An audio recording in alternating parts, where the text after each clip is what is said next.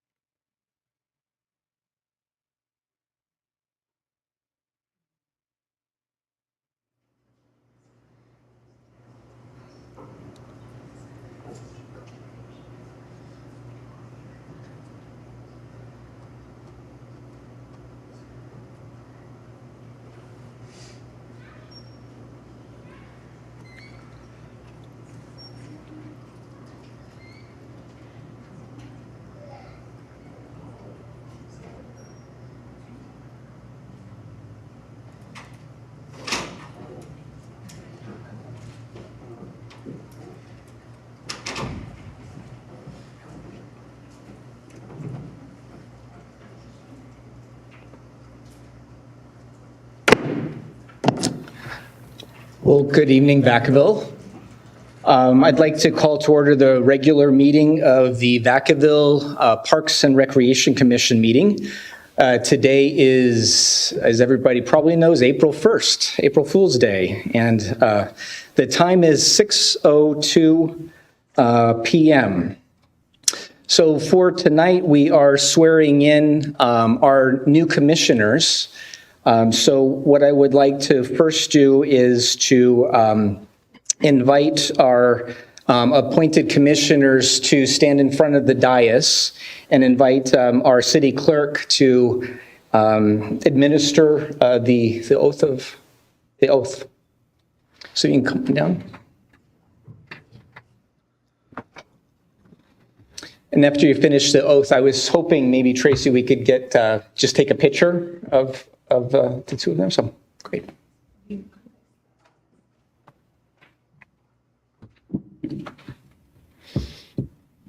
Okay.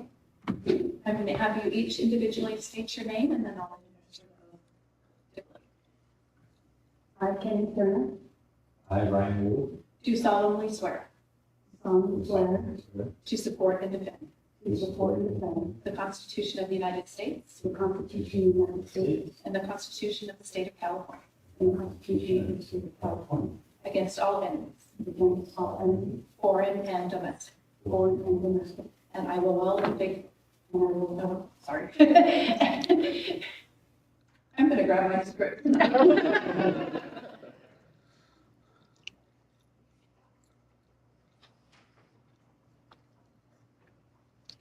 Okay. Please state your name. I, Kenneth Turner, I, Ryan Wood, Do solemnly swear do solemnly swear to support and defend to support and defend the Constitution of the United States the Constitution of the United States and the Constitution of the State of California and the Constitution of the State of California against all enemies, against all enemies, foreign and domestic, foreign and domestic, and I will bear true faith and allegiance and I will bear true faith and allegiance to the Constitution of the United States to the Constitution of the United States and the Constitution of the State of California, and the Constitution of the State of California. that I take this obligation freely Will take this obligation freely without any mental reservation without any reservation or purpose of evasion, or purpose of evasion, and I will well and faithfully and I will well and faithfully and faithfully discharge the duties discharge the duties upon which I'm about to enter. on which I am about to enter. Upon which I'm about to enter. which I am about to enter. Congratulations.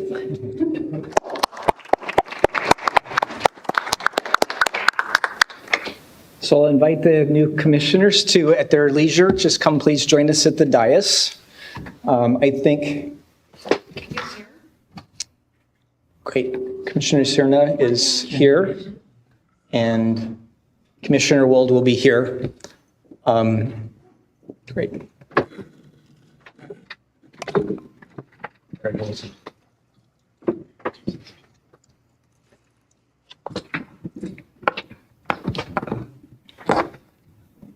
You're done. Oh, so you're done. All right, well, once again, if I could just get a round of applause for our new commissioners.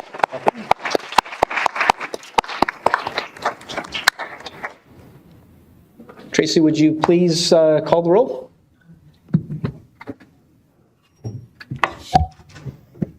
Commissioner Frazier.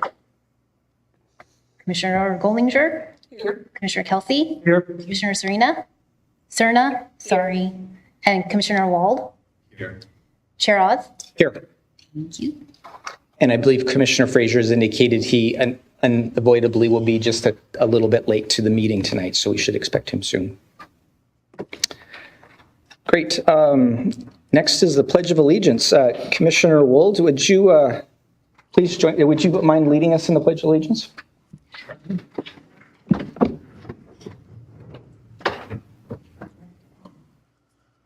I pledge allegiance to the flag of the United States of America and to the republic for which it stands, one nation, under God, indivisible, with liberty and justice for all. Thank you. Before I move to the next item, I just wanted to just give a little orientation to our commissioners. You'll have the monitor in front of you that you'll see it in the middle, a dialog box that you can hit if you wish to speak. And then I will see that and be able to tap your microphone. And so that'll open up your microphone and then you can speak into that. And then we shut that off. So just wanted to let you know that. And then everything else we'll get you oriented as we go along. So, but feel free to ask questions if necessary. Great. All right. So next on the item is approval of our agenda. The commissioners, I think you've seen the agenda. Are there any amendments of the commissioners or staff? Any amendments? I think we need to make one amendment, and that is just the spelling of Commissioner Serna's last name. There's an extra E in it. That's right.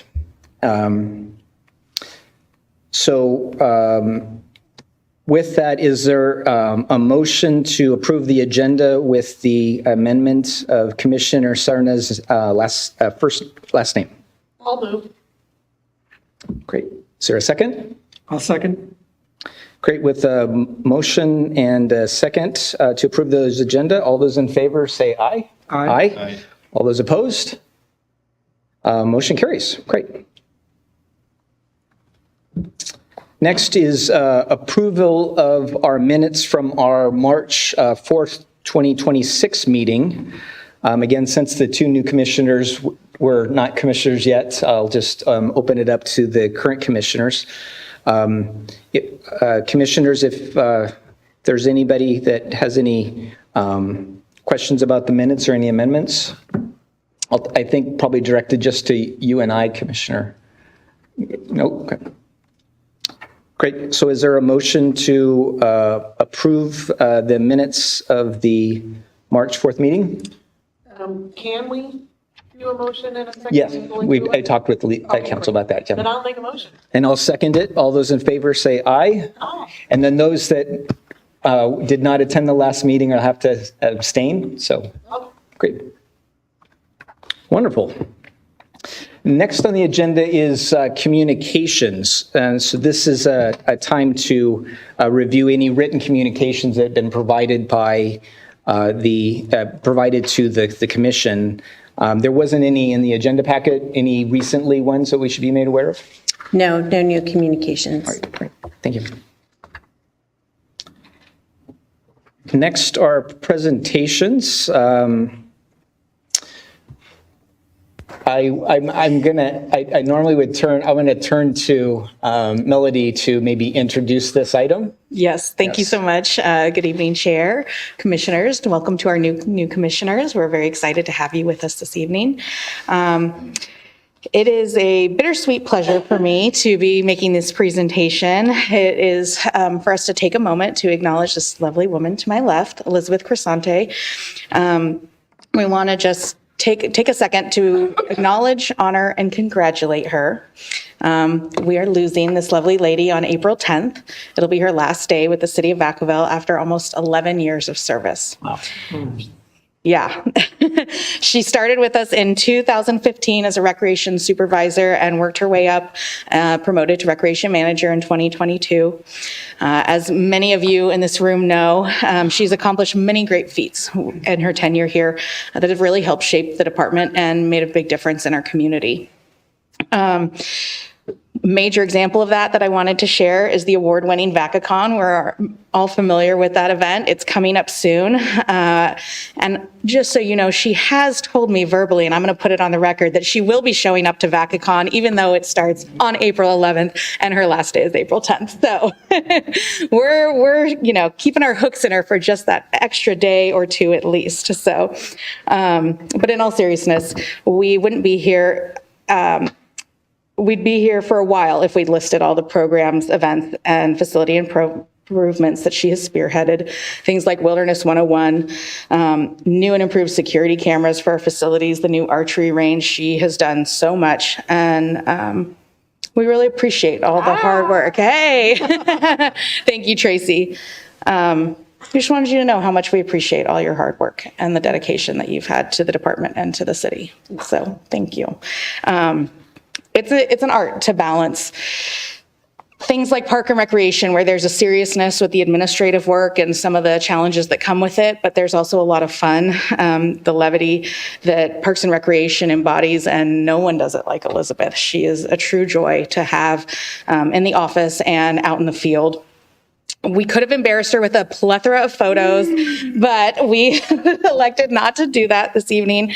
But we wanted to share at least these two, and that one with the Vacaville logo on her head. Just really, you can see the passion that she has for recreation and for the work that she does here. And so, Elizabeth, we wish you all the best as you assume your new role with the City of Marina as the Director of Recreation and Cultural Services. Don't forget us Vacavillians. At this time, I do see a lot of familiar faces in here, and if anyone... Thank you. There's more coming, but the flowers are what we could get here tonight. If anyone would like to say a few words, I know there are some friendly faces. You're welcome to do so at the podium there. No pressure, but I knew I had at least one out there. I just want to say, yeah, I'm Darlene, and I'm with the Vacaville Pickleball Club Association, and Elizabeth made it happen, as well as, all of you too. But Elizabeth was our main point of contact, and I'm going to miss her so much, and because there's so much more to do with pickleball. But it's sad. It's bittersweet, yes. So I just appreciate you so much, and I thank you so much for all you have done for Vacaville Pickleball. Thank you. Great.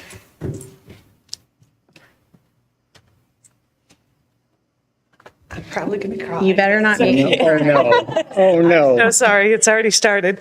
Elizabeth has been very instrumental. I also am with Vacaville Pickleball, and it was because of her and the commission that we were able to get the courts over at North Orchard.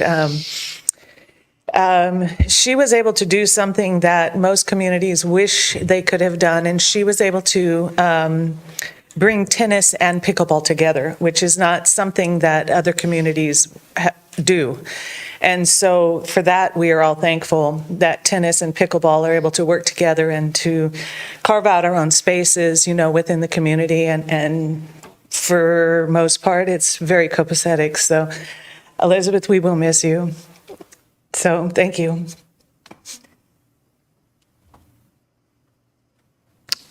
I would also like to tag on. I've been had the pleasure of working with Elizabeth for 4 years now, and I've found you to be a consummate professional and provide just so much energy and detail to providing great service to our community. And you've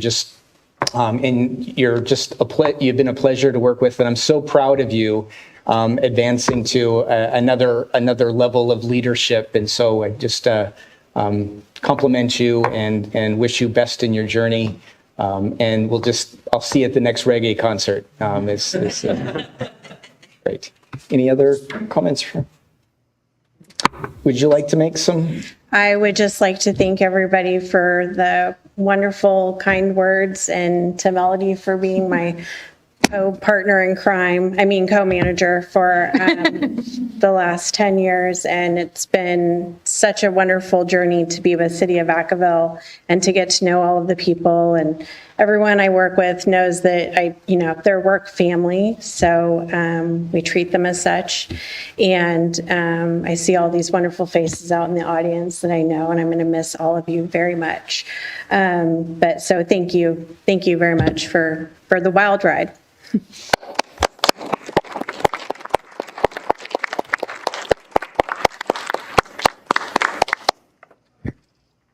All right. Moving on. Let's see. The next item on our agenda is business from the floor. So this is the time to address the commission on any issues that are not on our agenda tonight, but are also within our subject matter jurisdiction. So if there's anyone that would like to speak to the commission tonight, please come down to the podium. Just state your name and you'll have 3 minutes.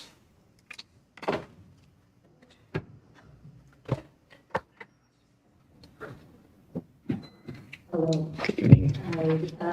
I can't pass up the opportunity to talk about pickleball. We love our courts and we so enjoy it, but there are so many people out there.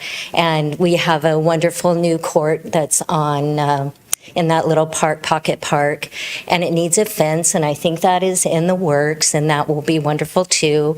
And we just need more. And, you build it and they will come, and they sure did. And we love it. The community loves pickleball and tennis as well. Diana is such a good, mingler there. And because both are important to our community and separately, not mixed lines on our court and everything like we've done in the past. So I just wanted to, mention pickleball again. And thank you, Commission, for all you've done. Thank you. Thank you. Anyone else? All right, so we will close business from the floor, and we'll take up our next item, which is our business item number 10A. Would you, Elizabeth, like to introduce this item? Sure. Thank you, Chair. We have Recreation Manager Melody Land, who is going to make a presentation on the approval of the draft design concepts for the Alebrije sculpture, public art at Trower Park. And I think she is going to have a special guest with her as well. Good evening again, and yes, thank you for the introduction. I do have some special guests with me this evening. Tom Aridonch is our sculptor, artist. I'll get into a little of his history, as will he, and we also have some students from the Markham Alebrije Sculpture Club, as well as a apprentice of Tom's, Jessica Bergler. So let me give a little bit of background, but this presentation will mostly be done by Tom and his team, and we have, as you can see, some exciting exhibits for you. So first, I just want to take a moment to orient, especially since we have some new commissioners who aren't familiar with this project. We have been renovating Trower Park, and I wanted to just let everyone know exactly where that is located. Not in the picture, but below this area to the south is East Monte Vista Avenue. And as you go up Markham Avenue, you actually split Trower Park. You can also access it through Rocky Hill Road, and then down Holly Lane where there's a little parking lot there. And if we zoom in, you can see the park here and the public art that is coming to this wonderful site. So tonight we're speaking about a placemaking Alabrije sculpture that's going to be about 16 feet long, and it has to fit within that orange yellowish triangle that you see there with the blue. So it's a 20-foot triangle at its base, I think that's mixed up. It's supposed to be a 20-foot base with a 9.3 long window there. So I apologize for getting that mixed up. And then the other things that you'll see noted there in the green is where you'll find a ground surface mural on a mist pad and some mosaic tile art on low walls. And those are those red and orange lines that you see around there.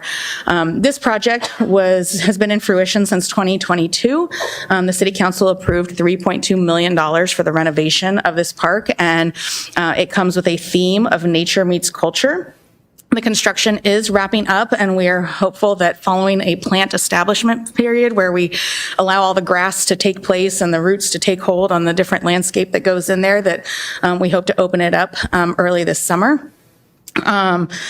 So for this project, we are seeing some other new amenities in the park, such as 2 picnic areas that you see in this map. Those are brand new shaded picnic areas.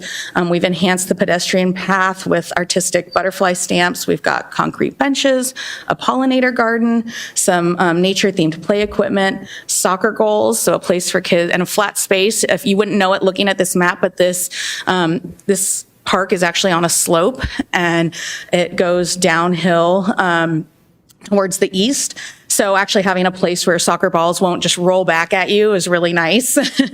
And then in the green, that mist pad that I spoke about, where we're going to be putting a mural. There's also going to be a skate area with some ramps and rails for people to grind on, and then some ADA improvements and some other fun signage stuff. So this project, particularly, the Alabrije sculpture, is in partnership with Markham Elementary.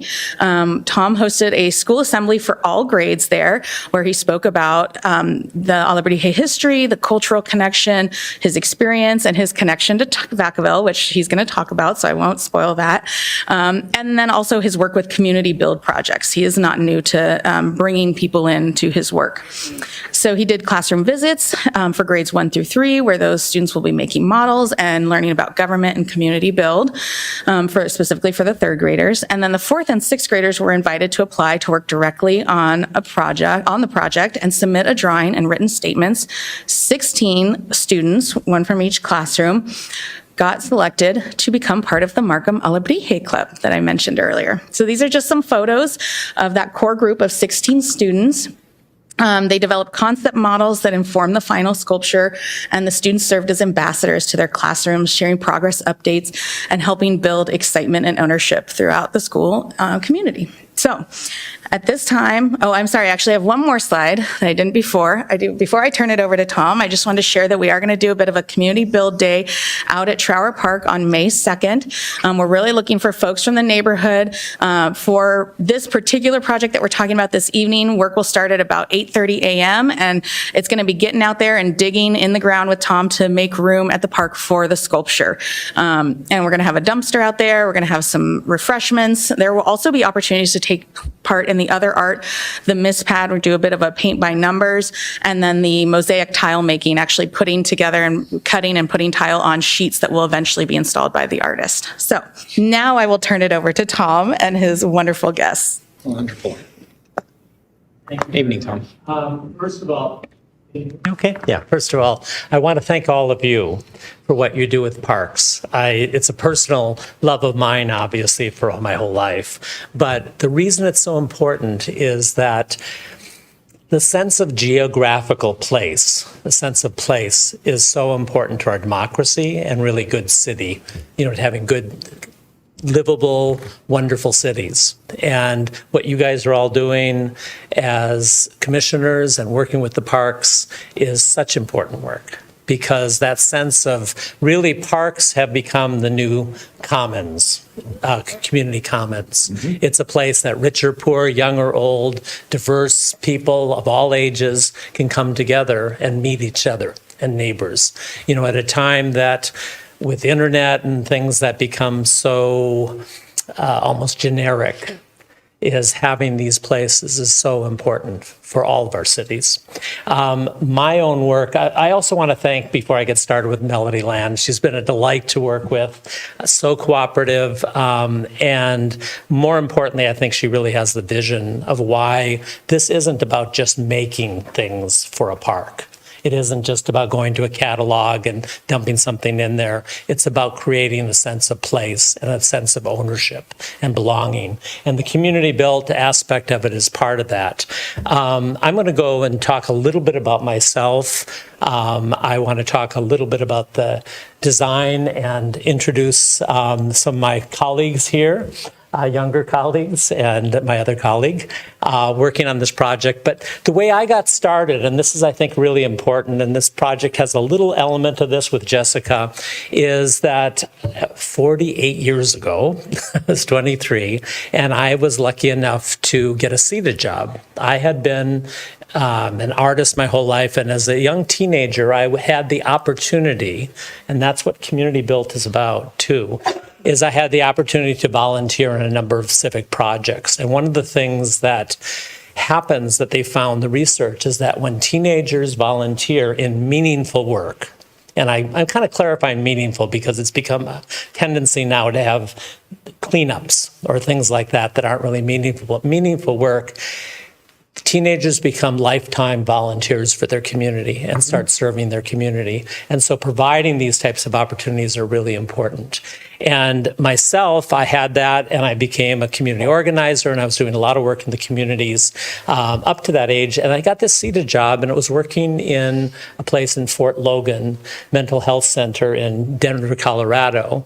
And it was doing 10 workshops a week with mentally ill. And this one place, Fort Logan, was this huge place, and literally children, I was working in this particular project, were given up on. It was the end of the line for them at that time. This was before mainstreaming the mentally ill. And so one of the teachers there asked me, well, can you do a sculpture with the kids? They want to do a sculpture. And I thought, well, okay, but will the kids get involved? And what made things worse was that the custodians had this hatred towards the kids because of damage to the facilities. And they came by and said, well, it's nice you're doing this, but it's not going to be here 2 weeks from now. It's going to be just destroyed by these kids. Well, what turned out is that the kids started lining up to work. I could only knew how to handle a few kids. I handle thousands now in my life, but I was only able to handle a few kids at a time. But they come up and they started talking about their life, and they chose to do a lion sculpture, which I thought was really interesting. The sense of courage that was in there. And then the custodians started seeing the kids getting involved, and they started coming over and helping, say, here, let me sharpen your tools, and started lending tools to us, started getting involved. Other people that were passing by, older seniors were coming by. It was a point of conversation. It became something, especially for the mentally ill, it's very hard to talk sometimes. It suddenly started doing this, growing into this larger community, this sculpture that was happening. And then that sculpture, by the time it was done, they realized they had no playground for the kids. So a playground was built with Community Built. I got hooked. I was just saying, this is everything. This is community organizing, it's art, it's so many things.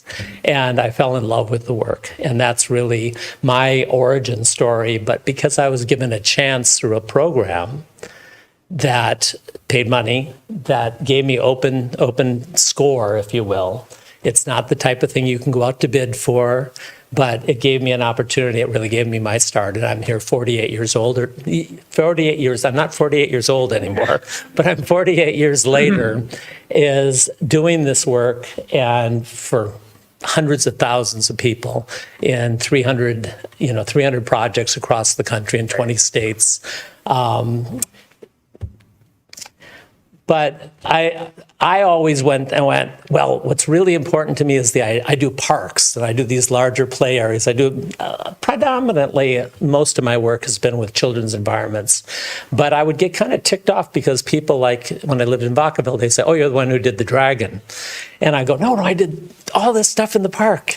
And so I kind of got attached to that for many years. And then as I started working and I was doing larger parks and collaborating with people like Leathers Associates on this project in Janesville, Wisconsin, that was one of the first and largest handicap accessible parks in the country at the time. And amphitheaters. In Utah, another amphitheater. Go ahead and play that. And plazas with, plazas with fountains. And the sense of belonging that these places created, in this particular case, this is in Redwood City. Wow. It's a fountain plaza area. And it was in a Michoacan neighborhood. So I wanted to create something with the community that felt like it could be in Michoacan. Brought other tile artists with me on this project. But what was most important is the sense of belonging. The grandmothers take care of this park. It used to have problems with gangs in it, and no more in that park because it's so loved and beloved by the community.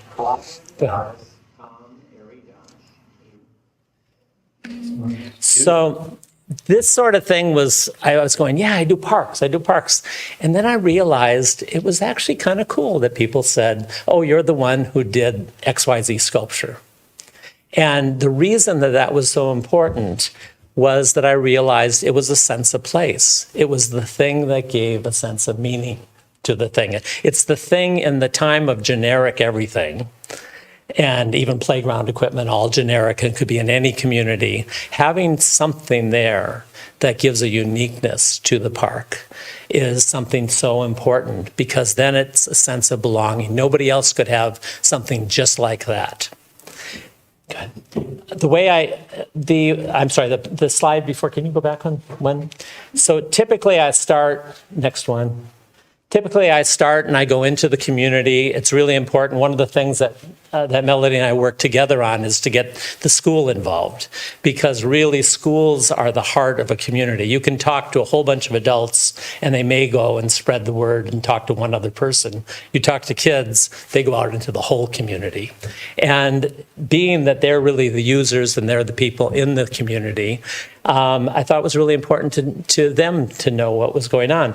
But in this case, going into school is very typical. Many years ago when we did Andrews Park, we went into all the schools and talked to the kids. In this particular case, one of the things, so why talk to people and kids and people? Yes, you should involve the community. It's actually responsible design. Participation with community is responsible design for the designer. It allows me to really understand what a community is. So when things are done from far away, off of blueprints or whatever, there isn't the understanding really what that community is. I really believe it's the mandatory thing for a good designer to do, is to interact with the community and to find out what's important. In this particular case, it was a school for the blind that was right next to a nature trail that we were creating, a handicap accessible nature trail, but especially for the blind. And so we did topographical models so that they could do that. And here's one of the meetings that we had about what they wanted to see in the park. But what I found that was really interesting, and this really taught me a lesson many years ago, is to see through children's eyes is a great way to actually do children's environments and to see what their experience is at their height and everything else. In this particular park, there was a big fallen tree, and both the parks director and myself both were going to remove this tree because it was just kind of falling down. And in that process, suddenly this girl comes up to this tree. We were doing walks through the park and talking about what we wanted and just how she gravitated and loved this tree. And then suddenly the whole classroom started gravitating towards this tree and started loving this tree. And then I suddenly realized as a designer, I didn't get why this tree was so important. Because if you're blind, you never experience a whole tree. You know, you feel the base of it, but what are the branches like? What is the texture like as it curves and moves? And so it was a really good early lesson for me to be able to see the importance of seeing something through the eyes of those who you're going to be using or interacting, or the community that's in case. And so many of the projects we involve, each kid involved in doing models and designs. In that last case, this was in Kauai after the hurricane came, and we used tiles from the hurricane, and every child on the whole island did a tile for the project. In many other towns, we've done the same thing in Georgia, but it was a chance for the community to really have a sense of, I belong to that park. Skate parks, the same way. There's a group of high school students who wanted to skate. They were basically told, we have $50,000. It's going to cost $700,000. If you raise the rest of it, you know, you can have your skate park. And the average skate park at that time was taking 7 years to happen. These kids would have had their kids come basically to this park if they were able to create that. But what community can do when people work together, and that's the message. These high school students work together. They went into the community and worked. And this was the fastest skate park ever built, to my knowledge, anywhere in the world. It was done in 12 days. And it was 15,000 square feet. And those students went out and raised $50 at a time, called the 50-yard dash. And they were out there every day working, and a large part because they had been involved in the design. They owned it. They were able to say what they wanted. That participation was very important in the process. This is just one day of volunteers out there on the project that day. And then, of course, the skate park. And it's still 20-some years later, there's still a committee that runs and maintains it, and they still fundraise it. And it's still going strong in Alameda so that the kids can fly. The thing about 12 years ago, and this project has a bit of this in it, there's another young man who's trying to learn community built, who's I'm also doing mentoring in, is I started doing a lot of work with mentoring, passing on, you know, the knowledge of doing community built. This was a project in Vallejo through the Soul Trans project, and it was involving giving a chance. There's a great systemic barrier to it, particularly artists of color. How do you get your start? How do you get public art when the process always demands that you have examples of public art? So how do you get your start? So this particular project had a very different process. We were given an open score, we were given money, and these artists who applied were selected. And what's interesting about this project, there's a video if you want to see it, more about it. But what was interesting, can you go back that one? What's interesting is that woman with the peace sign. She has since she got to do her first project, she's gone on to do a number of public murals, and she's one of the 2 artists that are working on the tile project for Trower Park. The gentleman up there raising his hand, Lorenzo Crockett, did a mural for one of your parks just very recently. Can you refresh my memory of the name of the park? Play for All Park. Play for All Park. He just did a mural for you guys. So that idea of passing on and continuing and having something move on so that that experience passes on is part of a project. These projects aren't just about creating a thing for a park. It's about creating community. And then all kinds of things. It becomes the Iguana Park up in Napa. Or it becomes, oftentimes kids or people will come up with the same thing. So a salamander, in this case down in San Jose, tile, or a salamander you guys may know from one of your parks that are painted. And also the water play where you push the buttons coming up. Or over in over in Vallejo under Children's Wonderland, giant dinosaurs. Or just giant turtles that are 6 feet tall coming out of a wall. Oftentimes the name of a park, it's always fascinated me. The names change. This is oftentimes called Turtle Spit Park. Or a giant snake in a zoo, or over in Roseville, I think it was.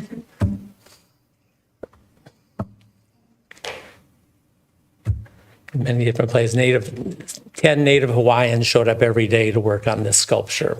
And there's such pride in that thing. And then, do you know where this project might be? It's a community built. We call them captains now. We would call them foremans then. This is in Vacaville. This was a community built day where we poured the dragon. Oh, okay. And to me, what's been really fun, I mean, when you look back over 48 years of doing this work, what's really fun is how the city councilman, Councilman Silva told me nobody calls it Andrews Park, they all call it Dragon Park. And that was fun to hear a couple years ago when they were first talking to me about this project. But what was really fun was that when I was in the school, which I'll be talking about in a second, one of the group's 450 kids, and I asked, well, what park was this? And I had 450 kids all yell, Dragon Park! And I went to go eat the night before. I met with the council, and somebody said, what are you doing tonight? Just chatting me. I said, I'm presenting to the Arts Council. And I go, oh, yeah, what do you think? Well, you know, the Dragon Park, and this is a 28-year-old, and she goes, oh, I'm so honored.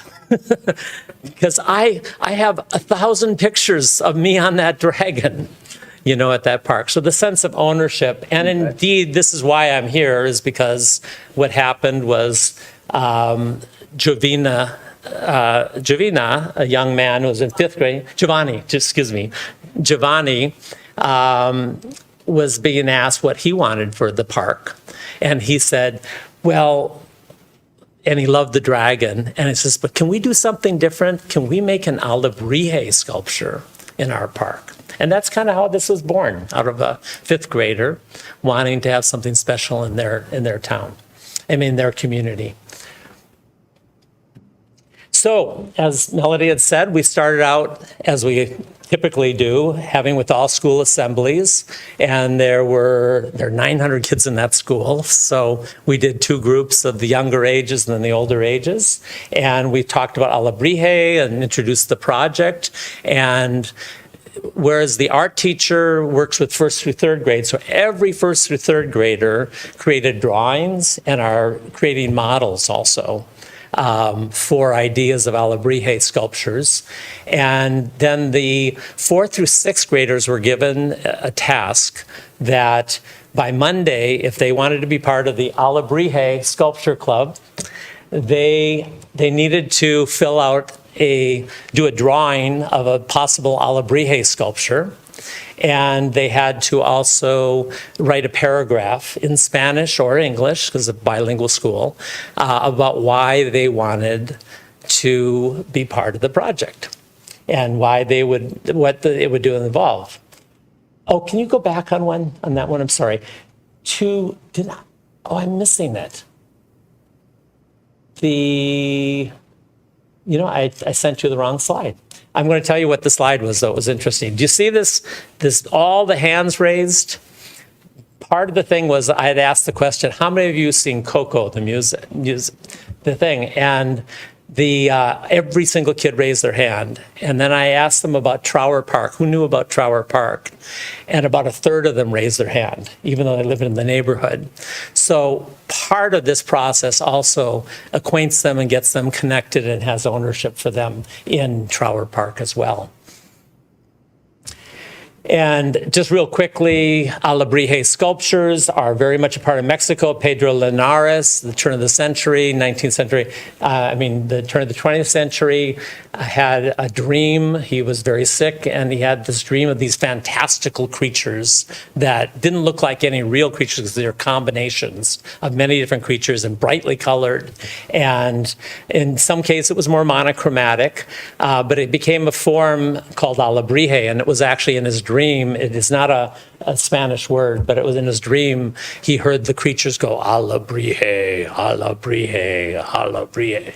And that's how Alebrije came about. But it became a vast movement all through Mexico, even in this country as well, of folk art and things that were done in this style, and very representative of the cultural origins of it. And of course, in the movie Coco, the Alebrije is brought into, and that's what a lot of the kids know of Alebrije.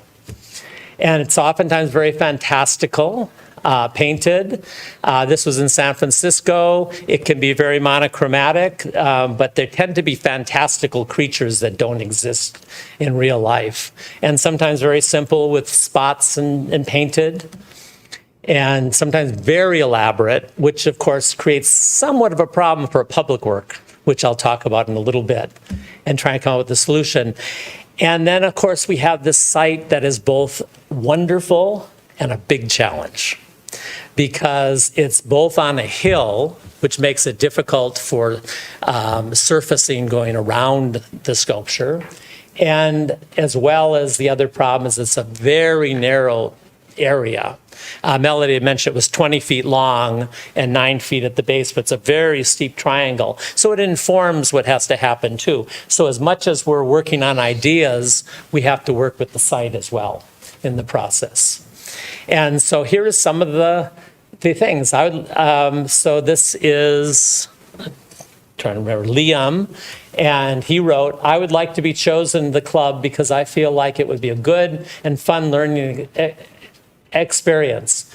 I can belong, that it will help not just me, but others feel welcomed in this community, because the Alebrije might be a part of their culture as it is mine. I am hopeful that you will pick me. So that was Baron. And then Evelyn, can you stand up? Hi, Evelyn. Hi. Do you want to read what you wrote, Evelyn? Okay, great. Come on up. Come on up. Here we go. Welcome, Evelyn. Evelyn did this wonderful piece, and you'll see the models there over to the right-hand side. Then read why you wanted to be part of it, and then maybe tell them what your experience was. In Yeah, Spanish? talk right into here. In Spanish? Yeah, read it in Spanish, because that's what you wrote it in. Yo pienso que debe de escoger mi dibujo porque yo desde chiquita yo he ido a ese parque y si me escoges yo estaría muy feliz. A mí me encanta construir como Legos y diseñar y por eso creo que me debes escoger a mí. Wonderful. And do you want to say anything about, did you like the experience, getting to work? Yeah? Can you say something, anything about it? I don't really know. That's all right. Thank you. Go ahead. So these were the things that were submitted. And while they're submitted, I'm just going, wow, wow, wow. But also, there's solutions in the process. So we have this very small triangle there. And Vera, can you stand up here for a second? She was the first one to submit a drawing that Monday morning. This was the other thing. And she had this beautiful horse that was there. And she also has a model down here too of the horse. And I'm looking at that and I'm going, first of all, so gorgeous what she did. And as all the kids' stuff is, but the other thing is the horse is a perfect shape. It's a triangular shape. So we had to move really to the best thing is the sculpture had to face downhill because of the effect of it, but also the horse was a wonderful shape at that point. So that's part of what evolved into what's there. And Vera, do you want to talk about what your experience was with this? Yeah, and not just your drawing, but how your experience was of doing this project. This experience, I felt very just excited that I got to experience this. It's very almost rare for some of schools like Markham, the school that we're talking about, to be included in more community events. So I feel this experience was very just rare but very, how would I say, just I felt very happy that I was able to be included and that everybody had an opportunity to just try and have fun. We would get pulled out of class for about an hour a day, and we were just able to sculpt and paint and just have fun making these alebrijes. So everybody felt very welcomed. Everybody was having much fun while we were just doing this very new experience. Most times Markham is more of a last choice, if anything, for a lot of just community events. We do get included, and that makes us very happy. But this time, just being a part of Vacaville history, almost being a part of a park, just can also make people and just the students, us students, feel very happy that we were included and just that we had a part of this wonderful and big part and a part of this big experience. Great, thank you. And what was your name? Vera Joel. Vera. Okay, thank you for sharing, Vera.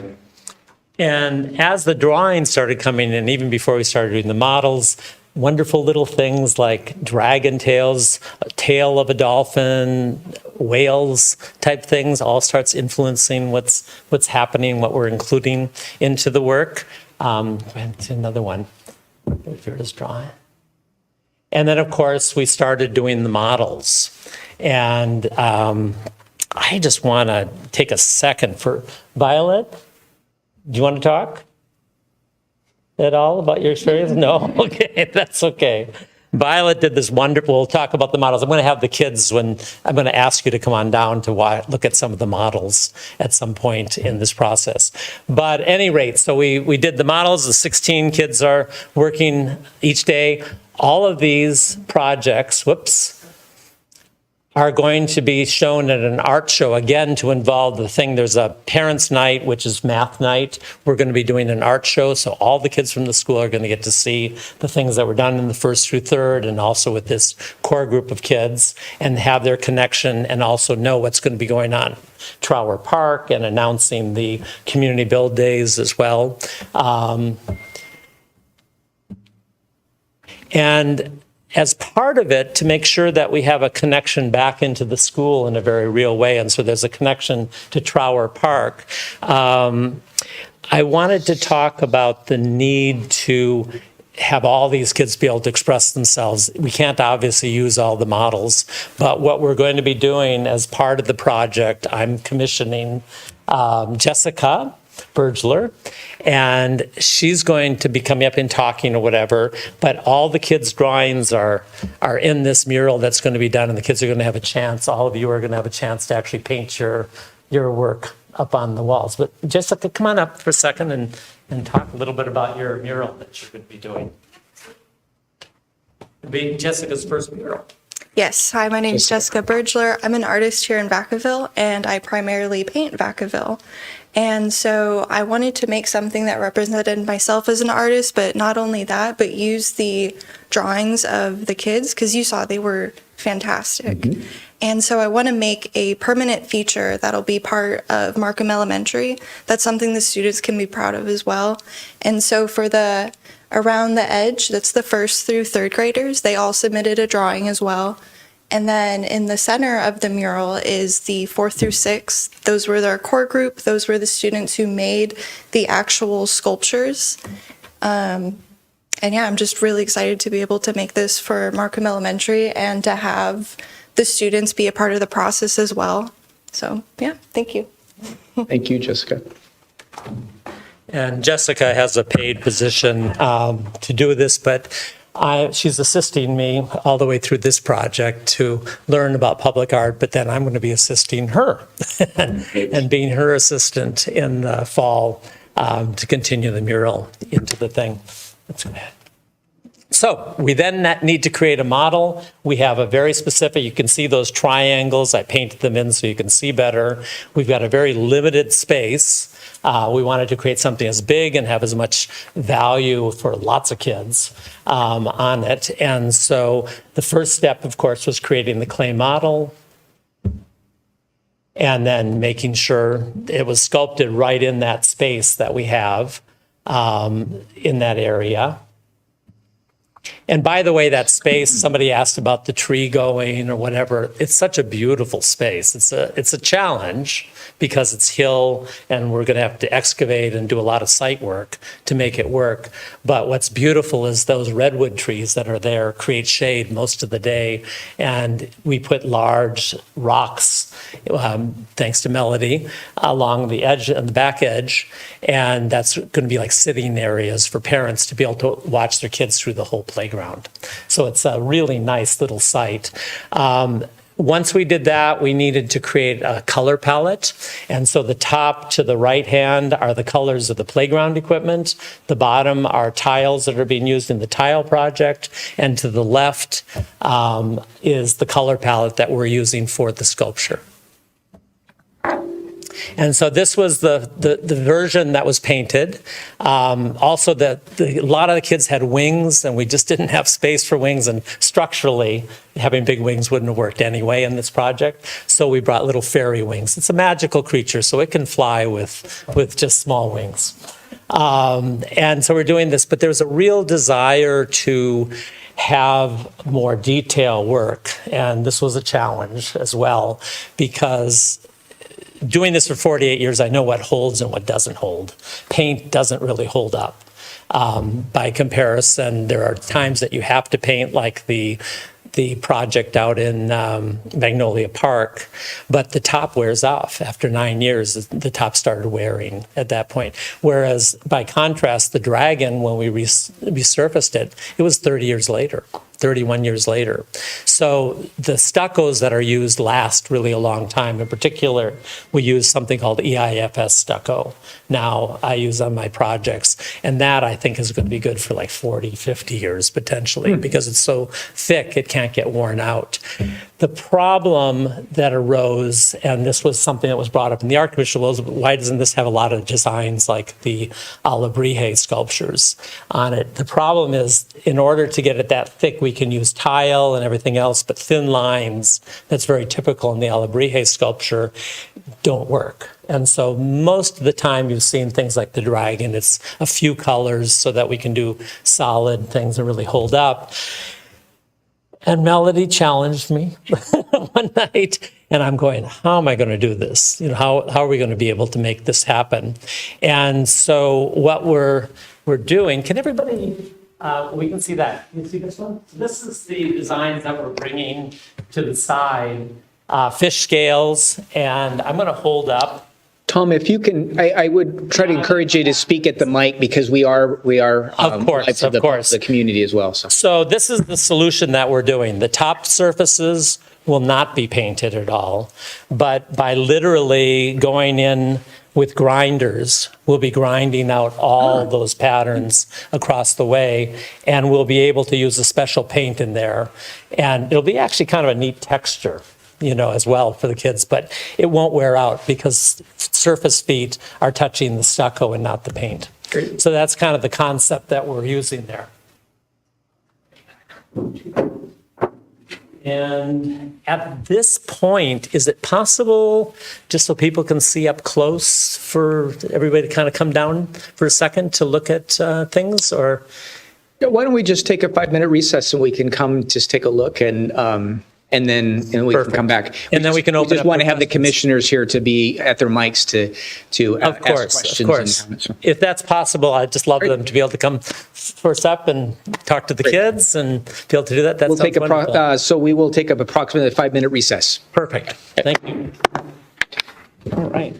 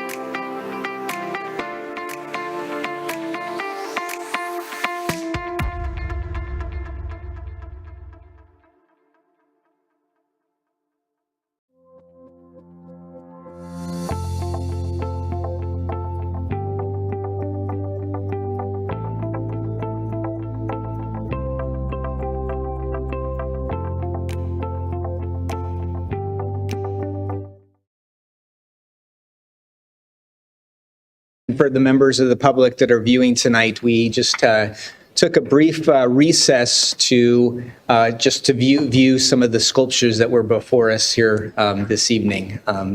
But we're ready to. If you want to continue your presentation, or thank you, Tom. That was the presentation, and if we just was open to questions or comments. Checked. Great.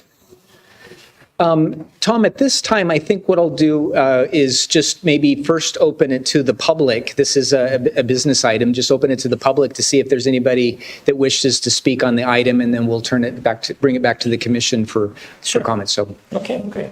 is there any member of the public that would like to speak on this item tonight? Please, you're certainly welcome.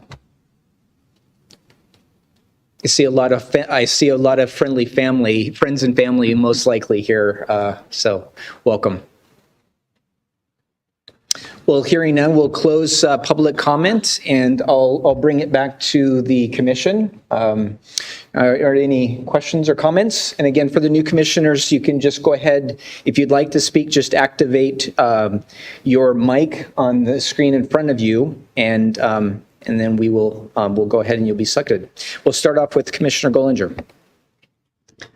Thank you. I just first want to say congratulations. It is obviously a labor of love, and not just love for art in public spaces, but love for kids, and it shows. I mean, you don't have to do this work, putting in the time to go to the schools and consult with kids and give them ownership of the project. A lot of cities don't do that. They don't bother. So thank you very much for doing that step. And thank you very much for doing it at a school like Markham. Markham is an extraordinary school in our district with extraordinary students, and all the kids who go there, who are involved in this, you should be incredibly proud of yourselves. I hope there is a very big future of art from you, and leadership and public speaking and all those things that come with it. I love it. I love that you thought about the tactileness of it for kids, that it's not one dimensional, that it's going to feel rough on certain parts of it. It's going to feel smooth on other parts. I think this is just a beautiful project. I'm very, very excited. Thank you. That's all. Great. And I do have a few questions. Before I get to that, I just wanted to thank you for your partnership. I mean, I just thoroughly enjoyed your presentation. And for our new commissioners, this is one of the more joyous business items that we get to have. So I hope to see you more often. So this is what it's all about. But so thank you for your partnership. These are the type of partnerships that we need. Not only you partnering with the city, but you partnering with the community and engaging our youth. Just a few practical questions, but the sculptures, so what will be the eventual size in terms of height? It'll pretty much fill up that whole triangle that we saw on the... Yeah, I jammed as much as I could. Okay. To get 6 foot all the way around it. Commissioner Ross? Yes. Similar to what happened with the dragon. Oh, Tom, sorry, hit your mic. There we go. Oh, there we go. Okay, great. Yeah, the every inch of that triangle, as much as possible, was used to make it as user-friendly, and to involve as many kids as possible, similar to what the Andrews Park Dragon does. I mean, in many ways, I felt my task was to create a new placemaker, a new sense of what the Dragon does and has done for the community in those places. The height you can see pretty well if you look at those models. The man who's standing there in the model there is 5 foot 6 inches. So the top of the Dragon is about 6 feet by the time the surfacing around it comes up off the bottom. So about 6 feet, and that's basically from experience. There's a couple things that are done on this thing, little pieces, but part of it is that a parent can can lift their kid off the nose or whatever, just basically have that height issue and not be larger than that. And then the other aspect of it, little things like the mouth being open, I find the kids love to feed the horse. I found that I leave the mouth open on an animal, they tend to feed it. How things are used become important. But the height, pretty much those are to scale people. There's a child, that child is 4 feet high, the man is 5'6". So are these two options? No, the first one is just the pure form. I wanted you to see what the form looked like. And the second is with the stucco colors that are on it. And can I grab them and hold them? Well, there you go. That particular, Gotcha. that piece is what closer, because it's colored pencil, it isn't the exact colors the way the painted piece is. So the first sculpture that is white is the same sculpture. Then cast again, it's what it will look like with the colored stucco and tile that is on it. And then this drawing that up here is showing the detail, the carving. So we'll be carving into the concrete all of the designs. And then the piece of concrete that's down that you had a chance to see is the texture and the colors that will be in. So all of those fish scales will be carved very intricately into the concrete over a long time. What do we typically put down for surface? Not that it's a safety, too much of a safety issue, but yeah. Yeah, I mean, technically, this is an issue that's been brought up, and I want to, because I've done this for 48 years, is technically a sculpture is not a piece of playground equipment. But it's for best practice, I always keep a 6-foot zone around a sculpture. And that zone is typically, like in Andrews Park, is fibar or a bark type material that's used, which is a cushioning. And the other thing that's used a lot, you saw in some of the pictures, is rubber surfacing, which could be done, but is a whole other issue and is very, very expensive. However, on this particular site, it's problematic because we have the tree roots and we have the drip line fairly close in. So we have rocks on there that are okay, but from there down, this is a hill going up, so I can't dig down for all of it. So what I'm choosing to use there is a rubber bark that has a binder in it. And I've done this for like 22 years. I just visited a site today, actually, that was 22 years old and it's holding up great. It's basically a rubber bark material. Have you seen this material before? Most of you have seen it. But what you do is you put a binder similar to what when you're making rubber surfacing, and it's troweled out. And the project I just saw after 22 years, at the dedication of that project, I had a parent come up and yell at me because I was so irresponsible putting bark down that was on this hill. It was a hill type surface I needed to put it around the plant areas. And I asked him to go step down and look at it. And that's how nice and natural it looks. So basically on the hill areas, you know, the slopes, because we have areas that we can't undercut the sidewalk either, is that we'll bring that rubber bark, bonded rubber bark around the edges and where the tree roots are so that there can be breathing coming through. And then over the whole surface, there'll be the bark. So that in the places that we can't put a full 9 inches of bark, there'll be rubber surfacing down below. Well, it looks like the design sort of accomplishes your objective that it is a piece of art, but you could have a child, you know, just sit on the back and everything else, but it's not fully designed so that you have 10 children on it at once. I think it looks like there's some areas that are a little bit more prohibitive, which strikes a good balance. Yeah, and it also is about that area around there is really movement too. Right. Is you don't want to have it right up against the concrete. You don't want it up against the things so that kids have movement around and through, and that's part of, you know, value as well as for the parents to be able to sit, or the kids sitting underneath the tree where it's shady and it's cool. In Vacaville, that's important. So that's kind of what we're trying to do with that. Melody, would you go to the map for particularly the new commissioners, would you just orient them on the rest of the design and the mosaic tiles and everything else that we've approved prior commission meetings? Absolutely. And I actually do have those approved designs if there is a desire to see them. So we have, this is where the natural play area, you guys cannot see my mouse. Hold on 1 minute here. I think, there we go. All right. So this area here is a new playground, which kind of has a nature themed. It's kind of more, climbing up of log-looking play equipment, that sort of thing. And then this red line here is where there will be mosaic tile installed. You also have some entryways where there's going to be mosaic tile installed. And then around this is a mist pad, this little half moon here.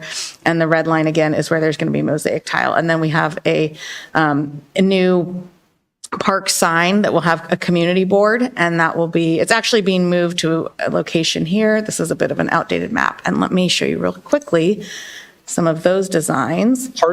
Park board? Sorry, a community board, like a cork board. Yeah. Board with different events and stuff. Yes, exactly. So the community can post up, about upcoming happenings. So this is the surface mural that will be on that mist pad. And then we have, I apologize, this is very hard to digest on a kind of the limited digital format, but this is the entirety of that wall here that will be along the playground that I mentioned earlier. And it's broken up so you can see some of the detail. So it's one continuous design, but just so that you can see, this lovely cow with the detail here, the cactus for the sun, and kind of brings in some of the Aztec motif into there. Butterflies, that's a big theme. We have monarch butterflies that'll be stamped into some of the new concrete in the area. And then we have around the mist pad, and this kind of goes with the mural. Again, the continuous design up top. And then you see, broken up so you can see the detail. Hummingbirds were a theme that came out of the community outreach that we did, bringing in nature elements, these leaves. There was a lot of contributions. There's a local community garden. It's known as the People's Garden.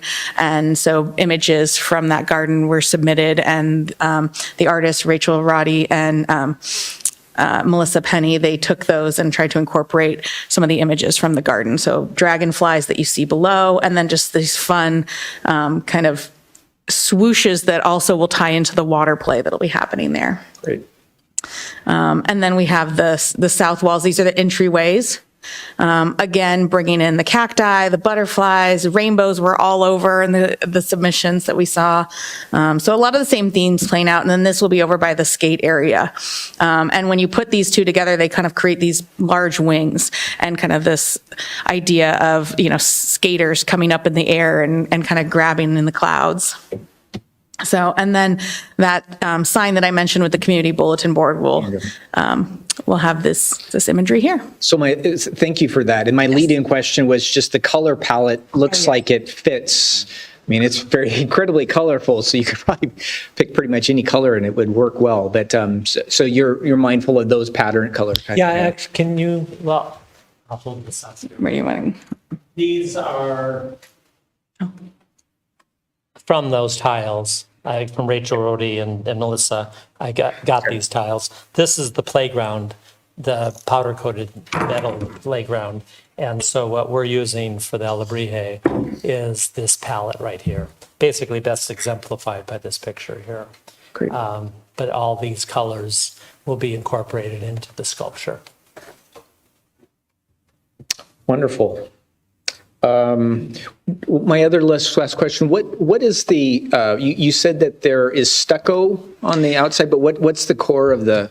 Right. No, the sculpture in this case is reinforced metal, okay. Rebar, and it's solid. So there will be solid concrete, and then the top coats of that solid concrete will then be covered with what's called an EIFS stucco. Historically, I've used a stucco that had a polymer in it and sand and cement, and that's how the Dragon was done too. But I wish EIFS had been around years ago. EIFS is a type of stucco that's an acrylic stucco, and it holds very nicely. It's very impervious to one of the things that happens to stucco, even with the polymers and even with the anti-graffiti, it tends to look grubby after 20, 30 years. And this doesn't. This really holds really nicely. It almost, if you look at the Dragon now, has it been 3 years now since I resurfaced that? Yeah, about 3 years. Anyway, you notice if you go up there, you'll notice that that nothing's worn off of it. It doesn't wear, but it's polished really nicely on the nose and that part of it. Great. Let's see, Commissioner And Fisher. and one other thing, and then on top of the EIFS stucco, which is very resistant to graffiti, there will be several coats of anti-graffiti put onto the sculpture as well. Just a couple of, first thing, really congratulations and shout out to you guys for all the really just awesome artwork that you guys have worked on and how it's kind of gone into creating this really neat sculpture that's going to be in your community, in the community. So, and a shout out to Markham Elementary School too, because it's a terrific school. As you guys were doing this and seeing this, I was, picturing our sons, when they played on the Dragon at Andrews Park, and our granddaughters who played on that Dragon, plus the one over at Magnolia, the lizard. And I'm picturing them doing exactly this, hanging onto the tail, sitting on the back, climbing up the nose, all those kinds of things. So this will be an awesome, piece of sculpture to have out there. When it goes to be built, will it be a community built? It's partially. The armature I'm doing in my studio, and then the grading. Some of the grading will be done during the community built days. I'm saving the lath, which is really a very friendly thing for lots of people to do, is to tie the lath onto it, which holds the concrete in. In that process, that'll be done with the community.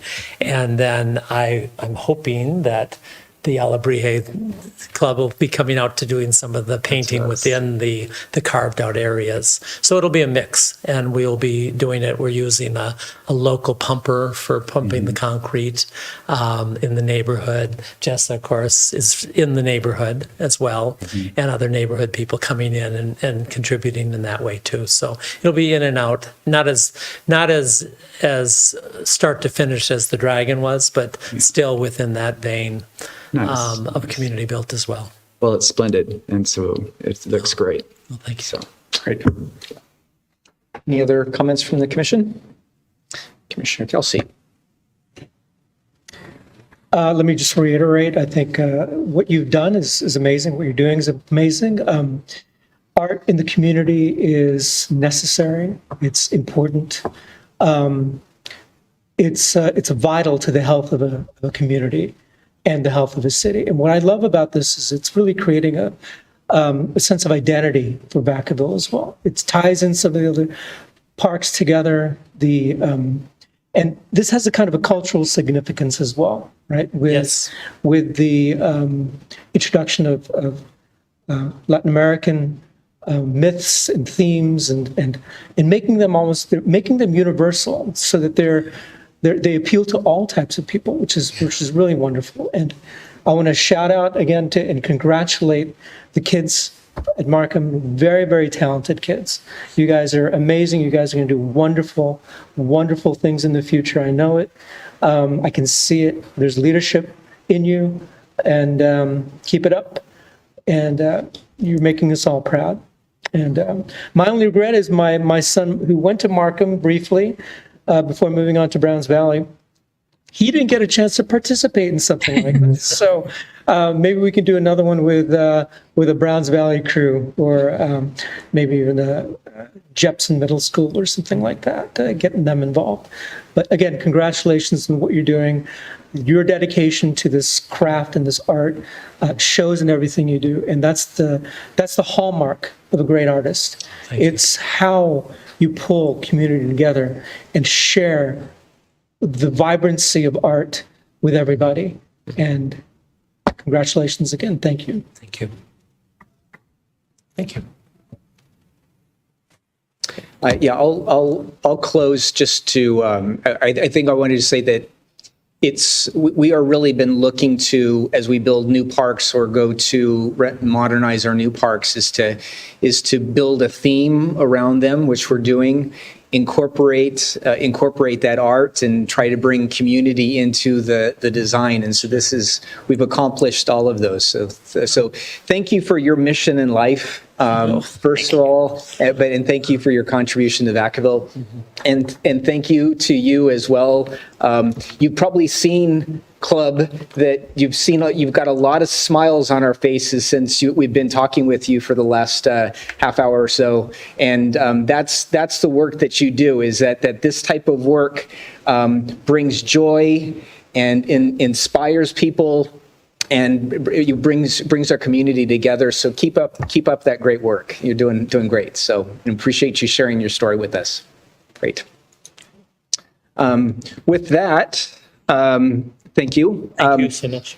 I think the action before us is by simple motion that the Parks and Recreation Commission recommend that the City Council accept the Trower Park draft design of the Alhambra sculpture into the City of Vacaville's public art collection. So if there's any motion, make a motion. I'll second. Okay, so I have a motion and a second. Any discussion? Great. All those in favor say aye. Aye. Any opposed? Motion carries. Great. Thank you all. And thank you to our guests. You bet. Wonderful. That was fantastic. Sounds like we should get an applause.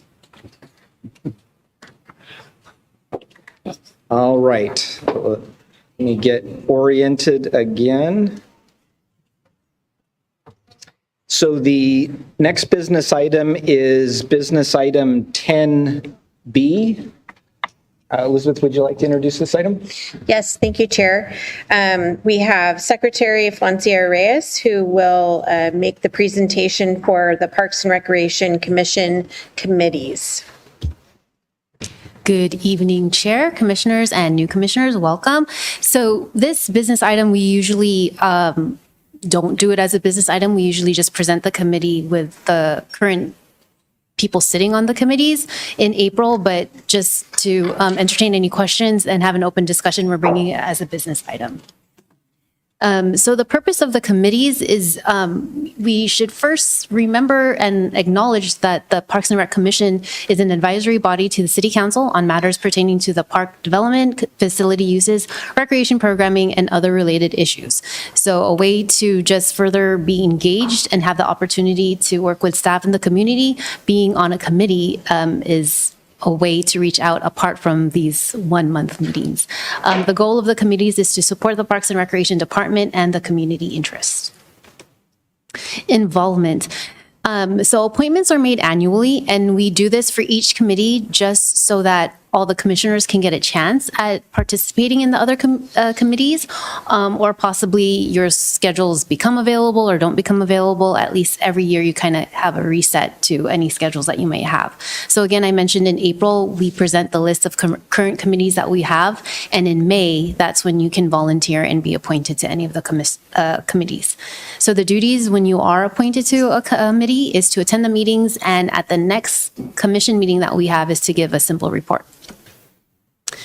We have a couple of types of committees, a standing committee versus an ad hoc. Standing committees are ongoing committees that just happen continually. Ad hoc committees are just project-based, so just the term of the project. Some of them are very long and some of them are very short. We have staff-led committees versus community-led. Most of the committees that we do have are staff-led, as in the department is the one that initiated and started and created the committees. The community-led committees, we are fortunate that some external organizations invite us to participate and give feedback and input to what they are providing for Vacaville. Regardless of what it is, a staff member from the Parks and Recreation Department is assigned to each committee. And so I'm just going to quickly review, and I apologize if I'm talking too fast, but I'm just quickly going to review the current committees that we do have. We have 3 standing committees. The first one is the Vacaville Arts and Culture Alliance, abbreviated VACA.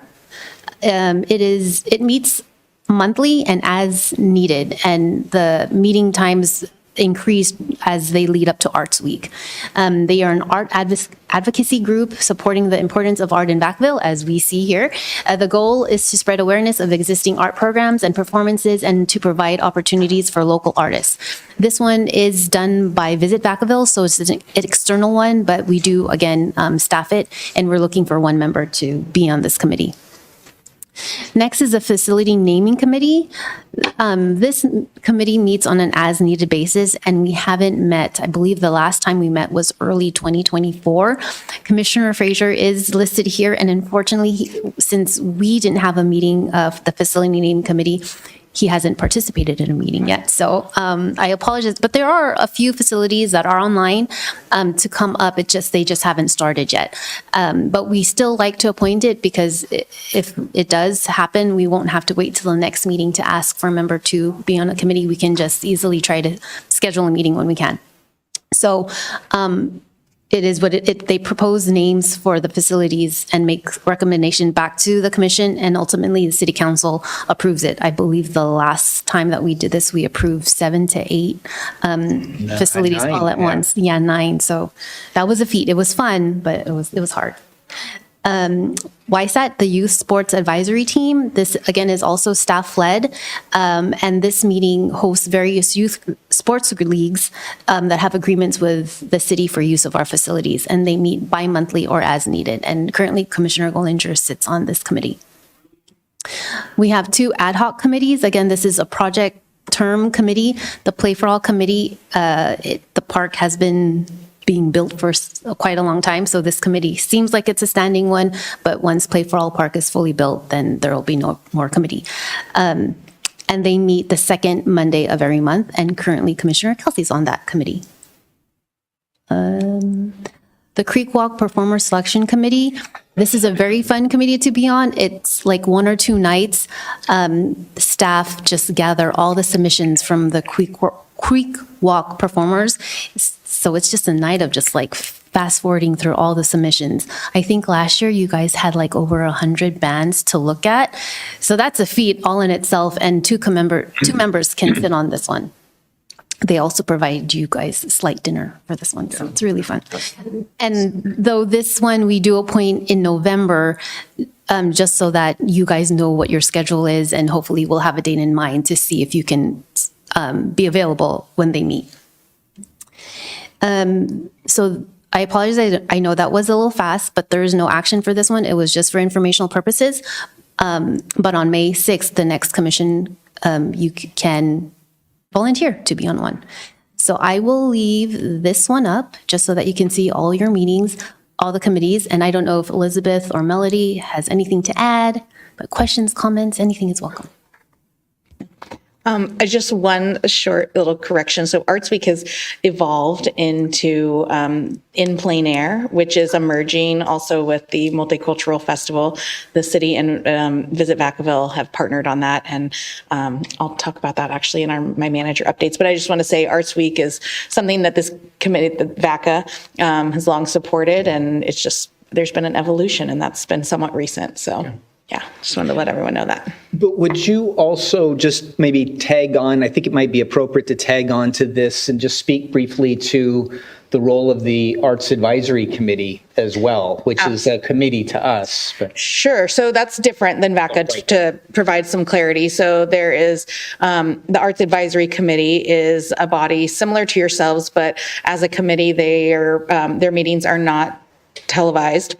And we don't broadcast those. We actually meet in council chambers here, and we discuss all upcoming art projects. They advise and make recommendations to you all, the Park and Rec Commission. And then, as you did this evening with the Alabadi Hay sculpture, you would then move forward a recommendation to the city council. So they are the group that is boots on the ground. They were heavily involved in the Arts and Culture Master Plan and kind of getting out in the community and finding what are the things that the community wants to see in the public art here in Vacaville. And so they're kind of that first layer of research and recommendation for any public art project. And then VACA, which is the one we're talking about here as a committee, is something that is hosted by Visit Vacaville, the tourism agency. And they really gather a lot of the artist community, and we have representation from the Arts Advisory Committee on that. And I know it's a lot of art in Vaca and Vacaville and culture, and so it gets a little confusing. But that group is great because it's bringing all the players to the table, and there's often a lot of great discussion, and that's oftentimes we take feedback from that group and we talk about it at the Arts Advisory Committee meeting. And we've reached out to that community again with the Arts and Culture Master Plan to help bring forward the ideas and the desires of the community. And I'm happy to answer any questions because I know that's a lot and it is confusing, the two groups and all the very similar names. Just lastly, to round out the list, Elizabeth, would you just share the Vacaville Performing Arts Selection Committee is not on the list? Can you just give a brief explanation of why that is? And Sure. So we've traditionally, thank you, Chair, we've traditionally had a committee for selecting city-sponsored shows for performing at Vacaville Performing Arts Theater. And we've had a member from the commission sit on that committee. Unfortunately, because of deficit spending and some budget woes that the city is currently experiencing, we are having to really tighten up some of the purse strings this year. And so the funding that has been available in the past for the city-sponsored shows is not going to be available for 2026-27 season. So the good thing, though, to mention is that VPAT is still very busy with client productions and rentals. So we still have a lot of business coming through. And in the past, the city-sponsored shows have been a way to help us market the theater and bring in maybe new business. And we are not necessarily experiencing that need currently. So we are still in a good spot for it. But I think it has been traditionally a fun committee for us to sit on and participate in. So I think that will be missed. yes, and so if once the budget returns and we do have some sponsored shows, we'll bring that. Absolutely. So that committee's just sort of paused, and we'll probably bring that back. But it's no purpose for it. Absolutely. For this year, It'll be dormant for the next year, and then we'll revisit it and hopefully be able to bring it back out and make it active again. Great. Do any of the commissioners that have sat on some of these committees wish to just share some experiences or? No? Great. Any questions about these committees? And Commissioner Kelsey. Just a quick comment on the committees, on the Play for All Park Committee that I sit on. Sometimes it is. You get emotionally invested in these committees. You especially in something like Play for All Park, where it's a park for, and not just for handicapped or disabled individuals. Autism is a big thing for it, but being the step parent of an autistic child or autistic adult now, I see how, the public space gets shaped in order to help these children enjoy the space, right? You do get emotionally involved, and you get invested in it, and it's really a great thing to be a part of. And being on a committee with such great professional people on it as well, with Tom, and it's just been a blessing. So I recommend the new commissioners choose one, dive in, and just enjoy the hell out of it, because it's going to be a really wonderful experience. And like Tracy said, this is an opportunity to get more engaged beyond just our regular monthly meetings. But I'll also sort of tag onto this as well, that there are numerous community events. We actually have one on the agenda where we either volunteer as a judge or we represent the commission at the opening ceremony for T-ball or other events. And so sometimes the city will be looking for a representative to attend those events, and I would encourage you, and it can be more than just one.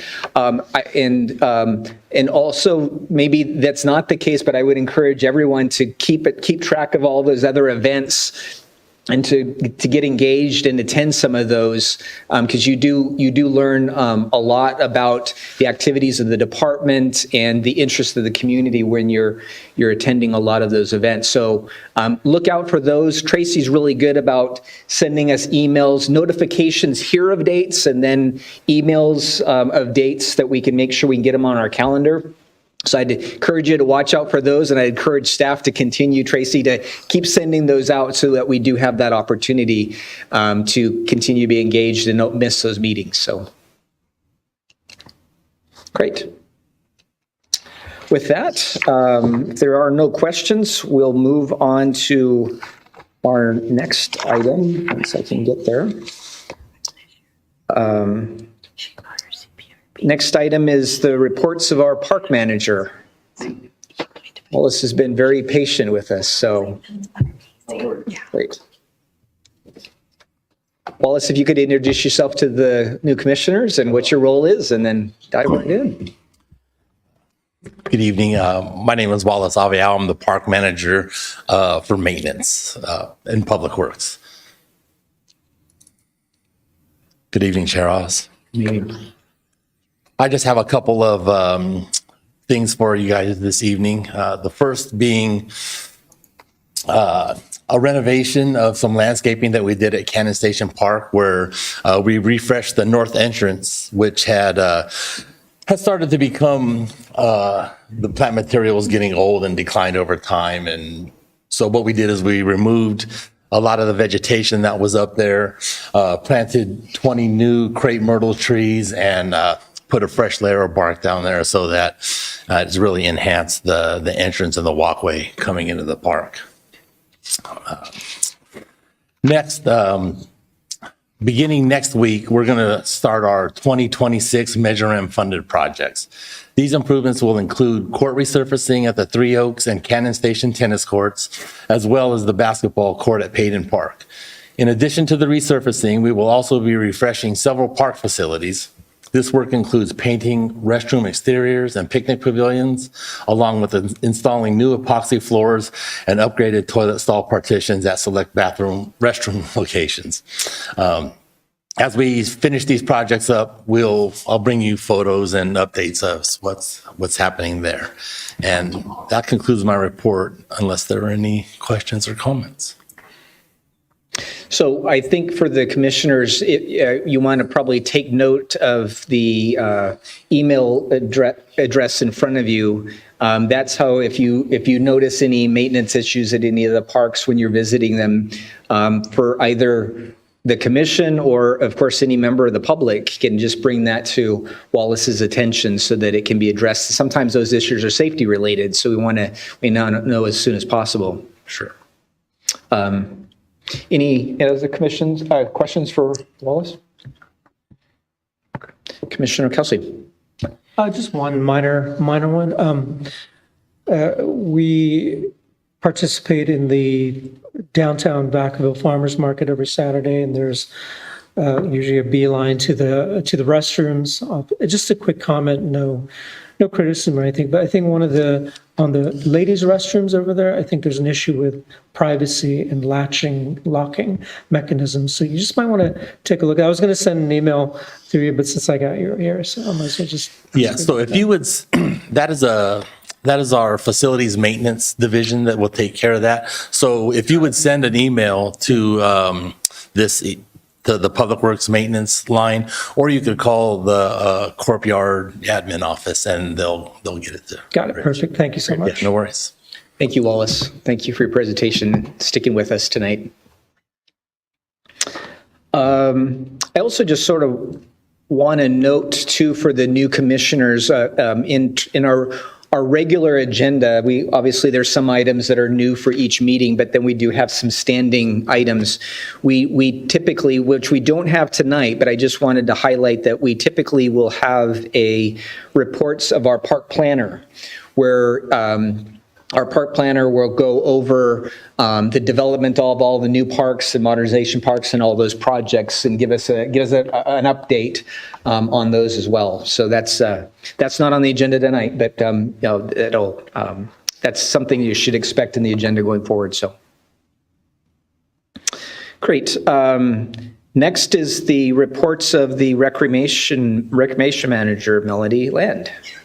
Me again. Actually, real quick, Chair, if I could, it seems that item 11, committee reports. No. Why is it this area of the agenda I end up skipping something? So yes, thank you. So I will go back to Commissioner Kelsey. So we have item 11A is committee reports for the Play for All Committee. Commissioner Kelsey, anything to report? I did have a health issue, so I missed the last meeting with Tom Philippi, but I'm going to be getting an update on it for the next meeting. So. Great. And did staff attend maybe that meeting, or any things you want to report out? Sure. Park Planning Manager Nemo Gonzalez, who is not here this evening, was able to attend the meeting that was held on Monday, March 16th. And he just had a couple of updates that he mentioned. Tom, I guess, went over some cost-saving measures that will help reduce the size of the dog park. And those plans have been resubmitted to the city for review and approval. The Challenger ball field is currently under construction, so that's really exciting. And the goal for them is to be done with both park amenities by the end of the calendar year. Great. Thank you, Elizabeth. So we will now move on to Melody. I've actually skipped you before, so this is, you didn't get skipped, but all right. You got interrupted. We all get our turn. No. All right, I'll dive right in. So there was a recap requested for some of the summer camp registration. I know we talked about this at our last meeting, but the question was posed with how many families were registered. And so we've brought those numbers here tonight. The 309 total with 287 being residents, 22 non-residents. We also wanted to share that we saw a revenue increase of 2.5%. So that's exciting. And as many on the commission know, but those of you who are new, we transitioned to a fully online summer camp registration this year. And so, of course, we were just biting our nails. Is everything going to go right? Is all the tech going to work? And we really didn't have any major tech issues. We had a couple little hiccups with carts that were just overflowing with items, and we've since been able to work that out. It was kind of a hidden limit and number of cart items that could be had that we didn't know about. And we're excited to say that is not going to be an issue moving forward. So, so that was good. Next. We have some updates to Centennial Overflow Parking Lot. This has been long desired and awaited. There's some before and after pics that you see here. So this lot has been problematic for years, particularly during Vacaville Youth Soccer League's Fall Recreation League. During the winter, the lot becomes really muddy, and it provides an opportunity for people to do burnouts, four-wheeling, mud driving, things of that sort. And so this was completed in the week of March 9th, and we're really excited and thankful. Streets maintenance installed filter fabric, completed a recycled aggregate base, and graded the remaining areas of the parking lot. They also lined the border with excess sandstone rocks to ensure vehicles keep out of the adjacent marshlands. And the project was funded by donations from VYSL, the soccer league, and Vacaville American Baseball, and then Public Works and Parks and Rec threw in some funding as well. So this will make it so that the lot lasts a lot longer and that we don't have some of those problems that were mentioned. Facility improvements. I want you all to know this is all Elizabeth's work, by the way, these last two slides, though. We need to be so thankful for her getting this stuff done before she's a short timer, so I know. No, absolutely not. She has put in a ton of work on getting these things done. So some other recent improvements, moving to a digital display of monitors for daily schedules. We have like those old boards where you put the little white letters into the slots, and so we those are pretty outdated. So we actually got some digital signage for a cleaner, more modern look. And we'll be able to load the daily schedule at the community centers more efficiently, doing multiple weeks at a time. We started this at Three Oaks to make sure that everything rolls out smoothly, and then we'll be expanding it to McBride and Ulatis. Additionally, Public Works replaced the broken tiles at the barbecue pit at Peña Adobe. This creates a tidier look, and the space is now leveled off and is more usable. So note that the blue spacers are just temporary. It was just part of the setting of the tiles. And then not pictured, Ulatis has some new tracks and trolleys. They were replaced, and it was cumbersome for staff to move those dividers, and to a point where sometimes it was like, do we really need to move them? Because they get stuck and we sometimes can't get them back. So it's great that we have that those upgrades. Additionally, there were some motion sensors installed in the restrooms at VPAT, which enhances kind of the customer experience to let the lights actually come on when they need to and things like that. Speaking of VPAT, they have a new logo. So we are very excited to unveil this. There are the colors of the sun, bell, and that shape from the city logo. The panel of 6 lines are similar to a spotlight that you would see shining at a theater. And then the stars bring in that nod to the theatrical. So the initial feedback's been really positive, and this branding will better distinguish VPAT from other local performing organizations in the community. And then our just joy of joy, our day of 3 events is coming up this Saturday. This is when we all run around and we've got a million things going on. It starts off with our bunny breakfast, which I'm excited, but also a little sad to say is sold out already. So yay. Catch us next year, yay. But come out to Bunnies and Bonnets. There's no limit on the number of folks that can come to Bunnies and Bonnets. That's where Miss Bunny Bonnet is out, and she takes pictures with everyone. There is an egg hunt where you get to walk through and pick up a number of eggs along the way, and then participate in in crafts and meet some of our local vendors. And then there are still spaces available for the underwater egg hunt, but I'd say snatch them soon because we were approaching about 70.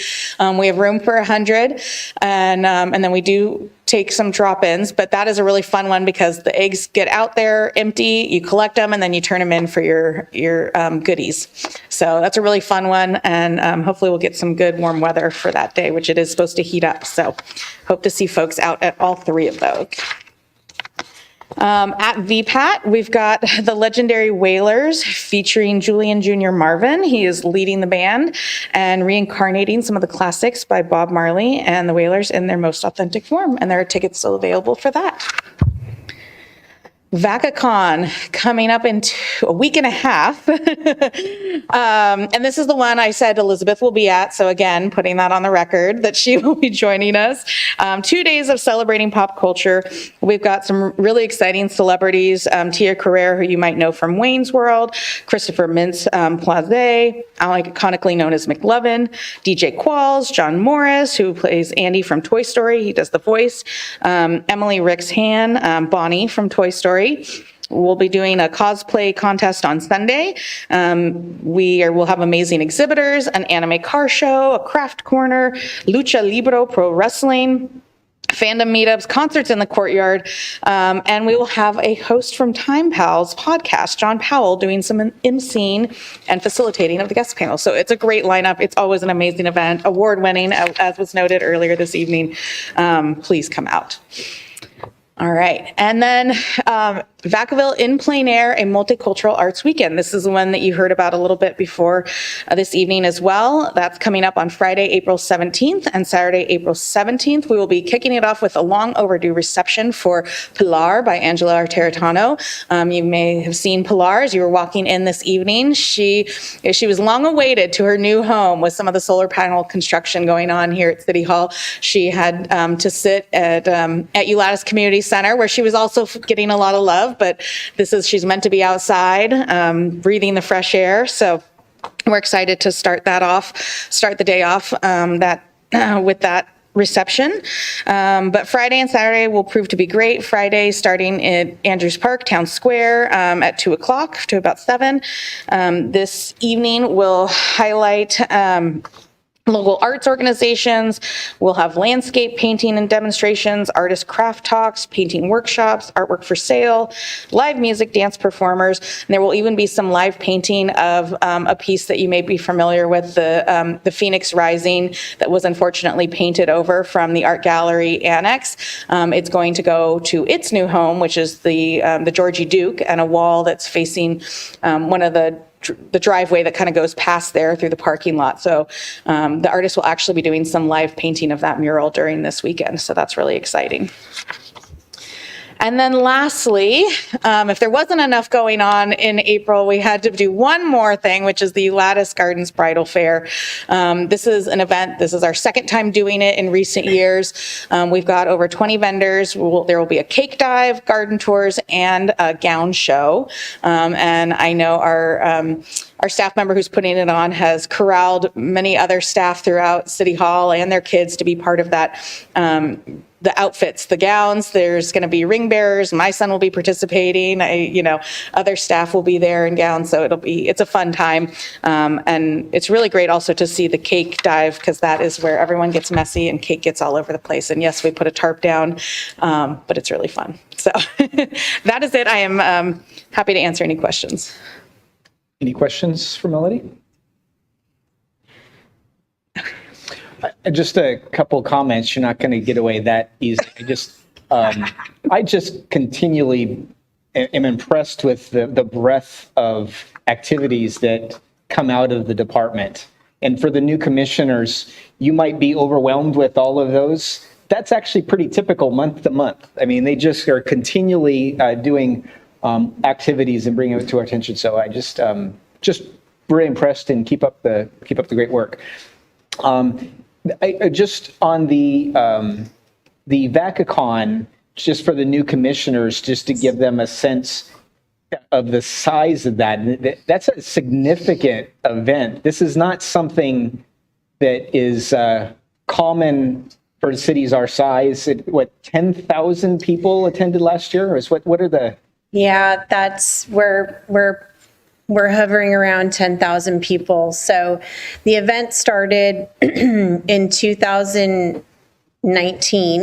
It was a one-day event, 6 hours. We got 1,000 people. We were so excited.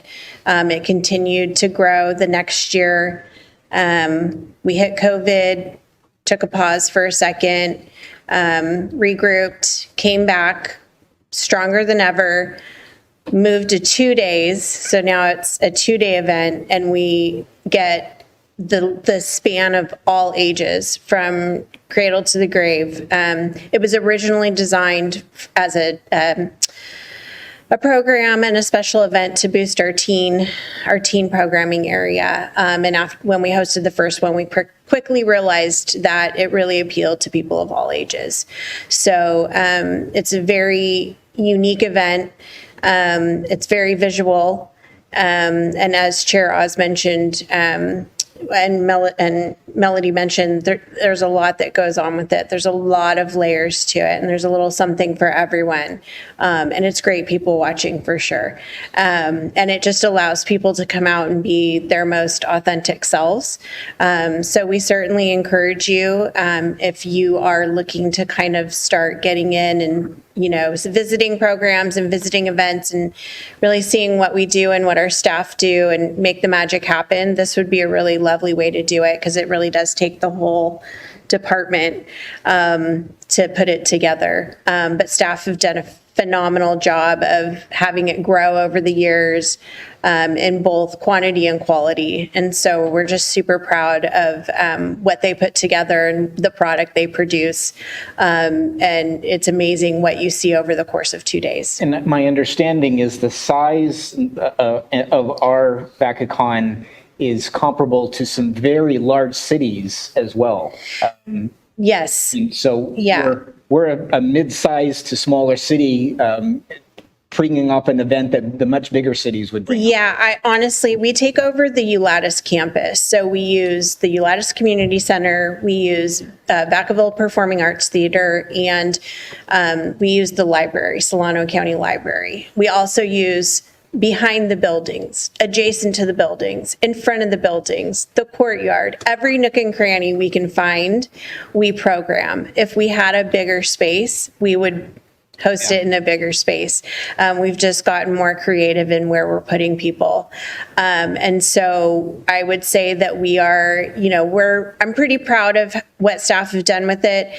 And it's certainly an event that draws from surrounding areas. We got people coming from the Bay Area, Sacramento area, East Bay, Northern California, lots of people from Southern California. The whole cosplay component of the event draws people just on that alone. So we have professional cosplayers who come up from Southern California, and it's just amazing to see their following and who they bring with them. So, and we've added that celebrity component that started several years ago, and that obviously is a huge draw for people. And when we're talking about some of these celebrities, they're not for necessarily the young kids, right? Like a 10-year-old might not know who McLovin is, but we know who McLovin is, and we're excited.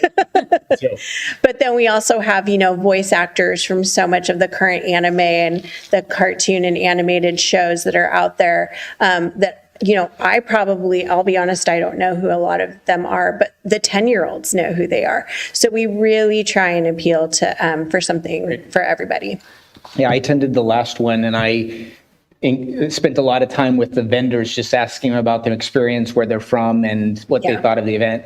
And they really elevated this event amongst so many others, and they came from so far, and so it was just impressive. So this is really showcases Vacaville beyond just, we're not just serving the city of Vacaville. This is showcasing to the state in some respects. So yeah, it really does showcase what we have going on here. It's definitely put Vacaville on the map in terms of what we can offer the community. Thumbs up. And just the last one, at VPAT, you'd mentioned that the Whalers are coming to town. We were talking about the selection committee for VPATs, and Elizabeth and I had sat on that, and we were working with the other team to come up with selections. We were going through the list of different types of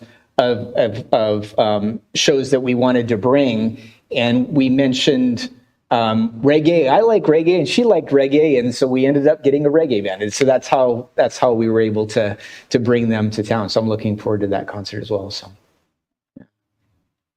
Great. Thank you, Melody and Elizabeth. Next, we'll move on to reports of the director. Unfortunately, Director Mulder was not able to be with us tonight, but sitting in is a future director. Elizabeth. Thank you, Chair Oz. Yes, Director Mulder was not able to be here, but on behalf of him and the rest of our department, we absolutely want to welcome our new commissioners. We're so excited to have you join such an integral part of the layers of support for our department. And we know that Secretary Flencia Reyes is going to be reaching out to schedule orientations. Okay, it had a little blurb. She's going to be reaching out to schedule those orientations. I mentioned already, we encourage you to ask questions. We encourage you to visit our events. Please come out and see what we do. The best way for you to support us is to really just get involved and be boots on the ground with us. So there will be plenty of opportunities, as Chair Oz said, to get involved and to volunteer in some different capacities. So welcome again, and congratulations on your appointments. And I'm sorry I won't be here to work with you, but I'm sure you'll do an amazing job. No pressure. I do have a couple of announcements tonight. So city administration has been coordinating staff and public outreach meetings for the Choose Your Path campaigns, which is in support of the sales tax measure that we're starting to talk about. The outreach meetings are really prime opportunities for the community to find out more about the measure.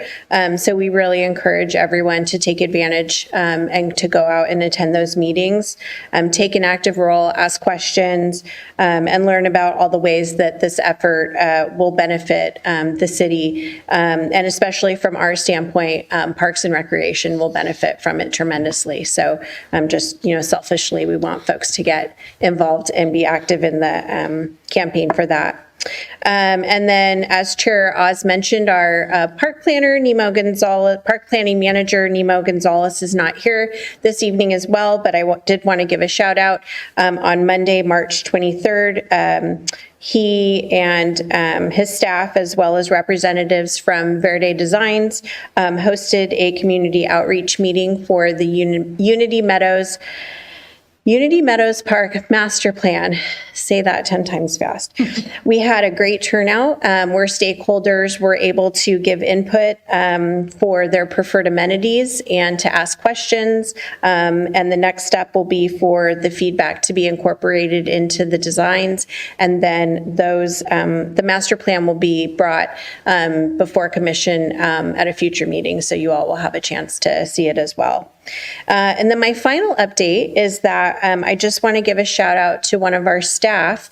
Kudos to Recreation Coordinator Kristen Milliken, who is kind of the boots on the ground person who spearheads all of the fantastic magic happening at all of our community special events. Kristen just passed the test to become a CPRP, which stands for Certified Park and Recreation Professional. And it's no small feat to do that. There's a pretty robust testing process that you have to go through. And it's wow, there's a test on Parks and Recreation, but it tests you on industry knowledge. And typically the people who pursue this certification do it to really emphasize their commitment to the profession. And it's just a real feather in her cap to be able to do that. And so we congratulate her on her new post-nominal letters that she can now put after her name. Great. So, and with that, my reports are done. Great. Thank you, Elizabeth. Any questions of Elizabeth? Great. All right, we'll move on. Let's see. So we'll now move on to reports of the commissioners. So since this is the first meeting of our newly appointed commissioners,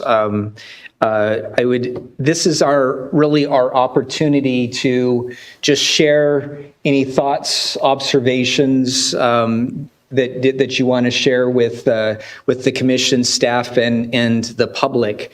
And so particularly for tonight, I'd sort of welcome you to, I think it'd be a good idea to encourage you to just maybe give a little bit of background about yourself, what brought you to the commission, and just any things that you'd like to share. I think that would be a good way to get to know each other here on the dais. But again, remembering that these reports to the commissioners, we can't actually engage in any discussions about particular topics that you might have. But if you have an idea, a thought that you wanted to share, this would be the opportunity. So Commissioner Gollinger, would you start us off tonight? Sure, I'd love to. Yeah. I was doodling over here. I'm sorry. So I don't really have anything to report except for that. The very first annual Doug Flutie Jr. 5K at Peña Adobe was a roaring success. And they 100% are going to do it better next year because every first annual has a little couple moments. But just a reminder, in April, you get to do it again. Loop the Lagoon will be on April 25th. So you have another chance to run either a 5K or a 10K. I'm looking at you, Mark Frazier. And that raises money for our local schools. So unfortunately, we didn't have any YSAT meetings this past month, but I do hear baseball from my house, and it sounds like a really good time. That's all. Thank you. Commissioner Kelsey. Is this thing on? It is. My report is pretty brief. Vacaville continues to surprise me, continues to inspire me in ways. My family and I, we went to the Adobe Park, the Lagoon Valley Park, just strolling around and meeting new families and people who have moved here from other parts of the country, engaging them and just getting a sense of welcoming them to our community. And it's always nice, to reach out and meet new people and all that stuff. The other thing is we continue to participate in the downtown Vacaville Farmers Market. And now that the weather is getting better, more people are coming out, more people are bringing their dogs, although they're not allowed to. But we get lots of nice, cute little pets, a lot of cute babies, a lot of new vendors as well, which are helping support our community. And just love seeing that spirit of entrepreneurship that's also a vital part of our community as well. So other than that, I have nothing more to report except I'm a big Golden State Warriors fan, and it's been a pretty bad year for them. And let's just hope that we can at least make a little play-in tournament and win at least one game. Great. So there we go. Thank you, Commissioner Kelsey. Commissioner Frazier. So, thanks for the plug for the run. That's great. It's good. There's another one actually in May too. It's a run for autism. It's an autism run. So, yeah. And I just wanted to kind of on that same note, just kind of tell everyone to, or not tell, but like ask everyone, it's a great time to go out to Lagoon Valley. And so, especially once it stops, being cloudy and rainy, it's green. It's a great place to go. So, all of our parks are looking good. I run by our parks, and so they're starting to look really good. And it's good to see kind of the things going on at Play for All Park and that kind of stuff. So, anyway, go visit them. They're doing good. So, great. Commissioner Sirna. Well, hello, good evening. First and foremost, thank you for the very warm welcome. I'm a transplant, as mentioned, lived half my life around the world, and the other half of my life in various parts of the United States. And so to sum up who I am, I have three passions: international food, international music, and international dance. And I love being outdoors. So little by little, as I've gotten to live in this community for the last 5 years and watch the activities just flourish. So congrats and thank you for all that you've done for Vacaville. I love living here. And I recently had a big event where family and friends came to visit, and they had a better description than probably I could have done. And it said, as they described it to the family members who didn't make it, they said, she lives in a little hallmark town. But you know what? That's a great description. And so it kind of sums up the sense of community that we have here, how safe it is, how clean it is, great part of California and the country. And so more than anything else is I don't pretend to come here to I guess improve everything. More than anything else, I am honored to join a group of people present and working in the trenches, to learn how you've made it great and then just contribute to that. So, and the reason why I'm a transplant is I spent the last 5 years at Travis Air Force Base, and maybe those of you who watched Wednesday, I'm a normie now, versus military before. So that's, I guess, a term that the kids use these days. So Normie, yes. And so, yes, I look forward to contributing to this staff. Thank you very much. Commissioner Wold. Hi, good evening. Thank you for the warm welcome and the reports. The spirit of engagement is great to see. A lot of times I hear about engagement, and sometimes it's a little bit theatrical. And here I get a sense of authentic engagement. I see it. I feel it in the community. I participate in the programs. My daughter participates in the programs here. So I'm also excited to contribute and to help be eyes and ears for the community and be a voice for the people. And and figure out what we can do to continue to have great parks and recreation and events and services, things I wasn't even aware of. So I'm really impressed by the calendar of events that you put together and manage. That's a ton of work. So yeah, I'm just excited to be a part of it and figure out how I can support your efforts. And congratulations, by the way. So thank you. Great. Yeah, I would say as you can, I don't know if it's onboarding and you're getting to know the department and the commission and the city and how everything operates, certainly we're certainly a resource to you. The staff is always a resource to you. But also, you have to take some ownership yourself and ask when you want some more information or some challenges. So we want to be there for you. So welcome to the commission. I'm looking forward to working with you and getting to know you better. So my report. Let's see.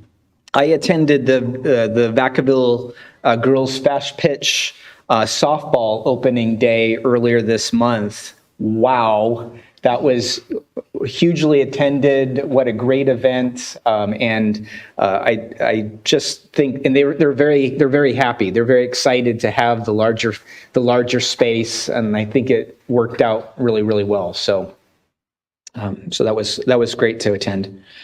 I also attended, I think it was mentioned a couple weeks ago, the Choosing Our Path town hall meeting, and I got home and my wife said, "So what did you think of the meeting?" And I paused for a second and I said, "I'm actually really proud." And I was proud because our city manager, assistant city manager, the police chief, fire chiefs get a great presentation. They opened up to all the questions that the public wanted to answer. They answered all the questions about the challenges with our budget, what the proposed special tax measure would look like, and took some really tough questions from the public, which is okay. But I was also proud of the public themselves, because they were, even though, the thought of we're having budget shortfalls and we might have to cut back on services, or one solution is that we need to raise taxes on you, that's a challenging conversation. But, and so the public came forward with, we're very smart, we're very engaging, had great ideas, suggestions, pointed issues, but they were civil. And the one thing that really impressed me was that every response was, I appreciate the service of the police department, the fire department, and staff, but I have this problem with this, and I can't challenge that. So it was very civil. And at the end of the day, I was proud, because that's how democracy should really work. So I give you that context to say that I would encourage the commissioners to attend at least one of those meetings. I think it's also available online, but it really does give you some good background on the budget challenges, how the departments are funded, and what's some of the paths that we have to solve those budget challenges. So, but that was great. And then lastly, I attended the Unity Meadows Park master plan. That is a mouthful. Unity Meadows Park Master Plan Community Outreach Meeting. And so that was really well done. I thought I would have hoped for a little bit more attendance, but I, as a resident of that area, I wanted to compliment staff. I got numerous notifications or signage, and so it was very well publicized. And so, like Commissioner Cerna and I were talking about in engagement, you always want to. I think staff does a great job in doing that outreach, but you always want to try to find opportunities to do more and more. Because sometimes the messaging, residents get bombarded with so many notifications and messages that it's hard to get through to that. But you got through to me, so that was great. So I look forward to that coming forward. here next month and then the following month. I think there's 2 meetings where we're going to do. So, and I think the commissioners there is a website that has some of the preliminary designs, so they can do some preliminary research on that, if I recall. Are you thinking there's a dedicated page for it through the city's website or different? There was a page, and then they were going to upload some of those, some of the design documents is what I thought. We'll double check and we'll send that information out because that would be good for the new commissioners to be able to look at. Because there's a lot involved. Right. And so just at one meeting, having to get the presentation and make decisions, you want to probably spend some time looking at some of the details on your own. So.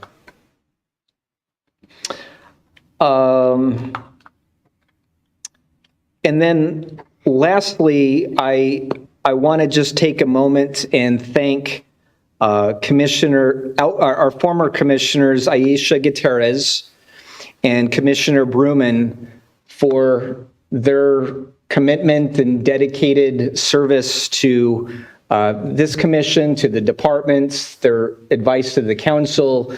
They served on this commission for many years, and for the commissioners that sat with them during their tenure, staff, I'm sure you would agree with me that their contribution was significant. And so I just want to thank them and wish them the best. Great. Next, we'll move on to appointments. So this is a time that at the beginning, I think it's in April of every single year, after we go through, if necessary, bring forward new commissioners. We have the appointment process of election of the chair and the vice chair. And so we will do that for tonight. So we'll now move to item 6A, which is election of the chair. At this time, I'll open it up for any nominations. I nominate Chairman Oz. Well, thank you, Commissioner Frazier.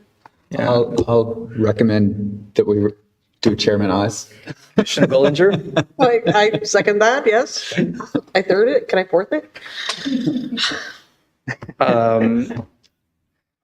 Any other nominations? Okay. Hearing none, I guess the nominations for chair are closed. So we have nomination of myself, Commissioner Oz, to serve as the chair for the upcoming year. All those in favor say aye. Aye. Opposed? Motion carries. Great. Thank you, everyone, and I appreciate your confidence, and I'd certainly be honored to serve. So, next is the election of the vice chair. At this time, I'll open it up for nominations of vice chair. I nominate Commissioner Frazier. Wonderful. I second that nomination if it needs seconding.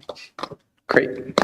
I will also third that nomination. I know that Nancy's going to say that's not appropriate, but great. So we have a nomination of Commissioner Frazier. Any other nominations? So seeing none, is there a motion to nominate Commissioner Frazier as the vice chair of the commission for the upcoming year? Yes. We need a motion. Oh. Yeah. I make a motion. Motion? Seconded. Second. So it's been moved and seconded for Commissioner Frazier to serve as vice chair of the commission for the upcoming year. All those in favor say aye. Aye. Aye. And opposed? A motion carries. Right. Congratulations. Great. All right. And lastly, we have a selection of a member to serve as the judge for Vacaville, which is scheduled for Sunday, April 2nd. Is there a presentation on this item? Just a little bit of background on what you're looking for? So it's basically just helping to be a judge for the cosplay contest. I want to say reporting time would be around 11 a.m., although I'll confirm that once we have our person selected. It's a really fun opportunity. You're also able to kind of hang out at the event and see all the rest of the elements that we were talking about before. It's a great way to see what we do. So there's 2 other people who sit in the judging capacity as well, 2 to 3. So you're not by yourself. You're at a table with people who know what they're doing. So it's good. So yeah. What else? Blair, you've done it. Chair Oz, you've done it before. No, that was actually Commissioner Bruman that did it last year. Judged. I actually attended the judging to oversee him. To make sure he did. But yeah, it was fun. job. It was just in the courtyard there, and there was yeah. Great. So any volunteers to serve as that judge? What was the time again? I want to say the start time is about 11. We'll have you out by 3 at the latest. Commissioner Kelsey? I have something till 11:30. I will express my interest in being a judge. My family thinks I'm very judgy, so I will. I think I can fit that role quite well. Yeah. And the judge is not required to have their own costumes or no? I should say yes. You should say yes. Well, great. Well, then, thank you, Commissioner Kelsey, and I'll probably see you. I don't know about the other commissions, but I think I'll be there as well. But thank you. Judge me. To judge you. No. No. Well, great. Thank you. Thank you for volunteering. So since there's no further business, we'll adjourn to our next scheduled meeting for May 6th, 2026 at 6 p.m. Thank you, everyone, and good evening, Vacaville. We got through it.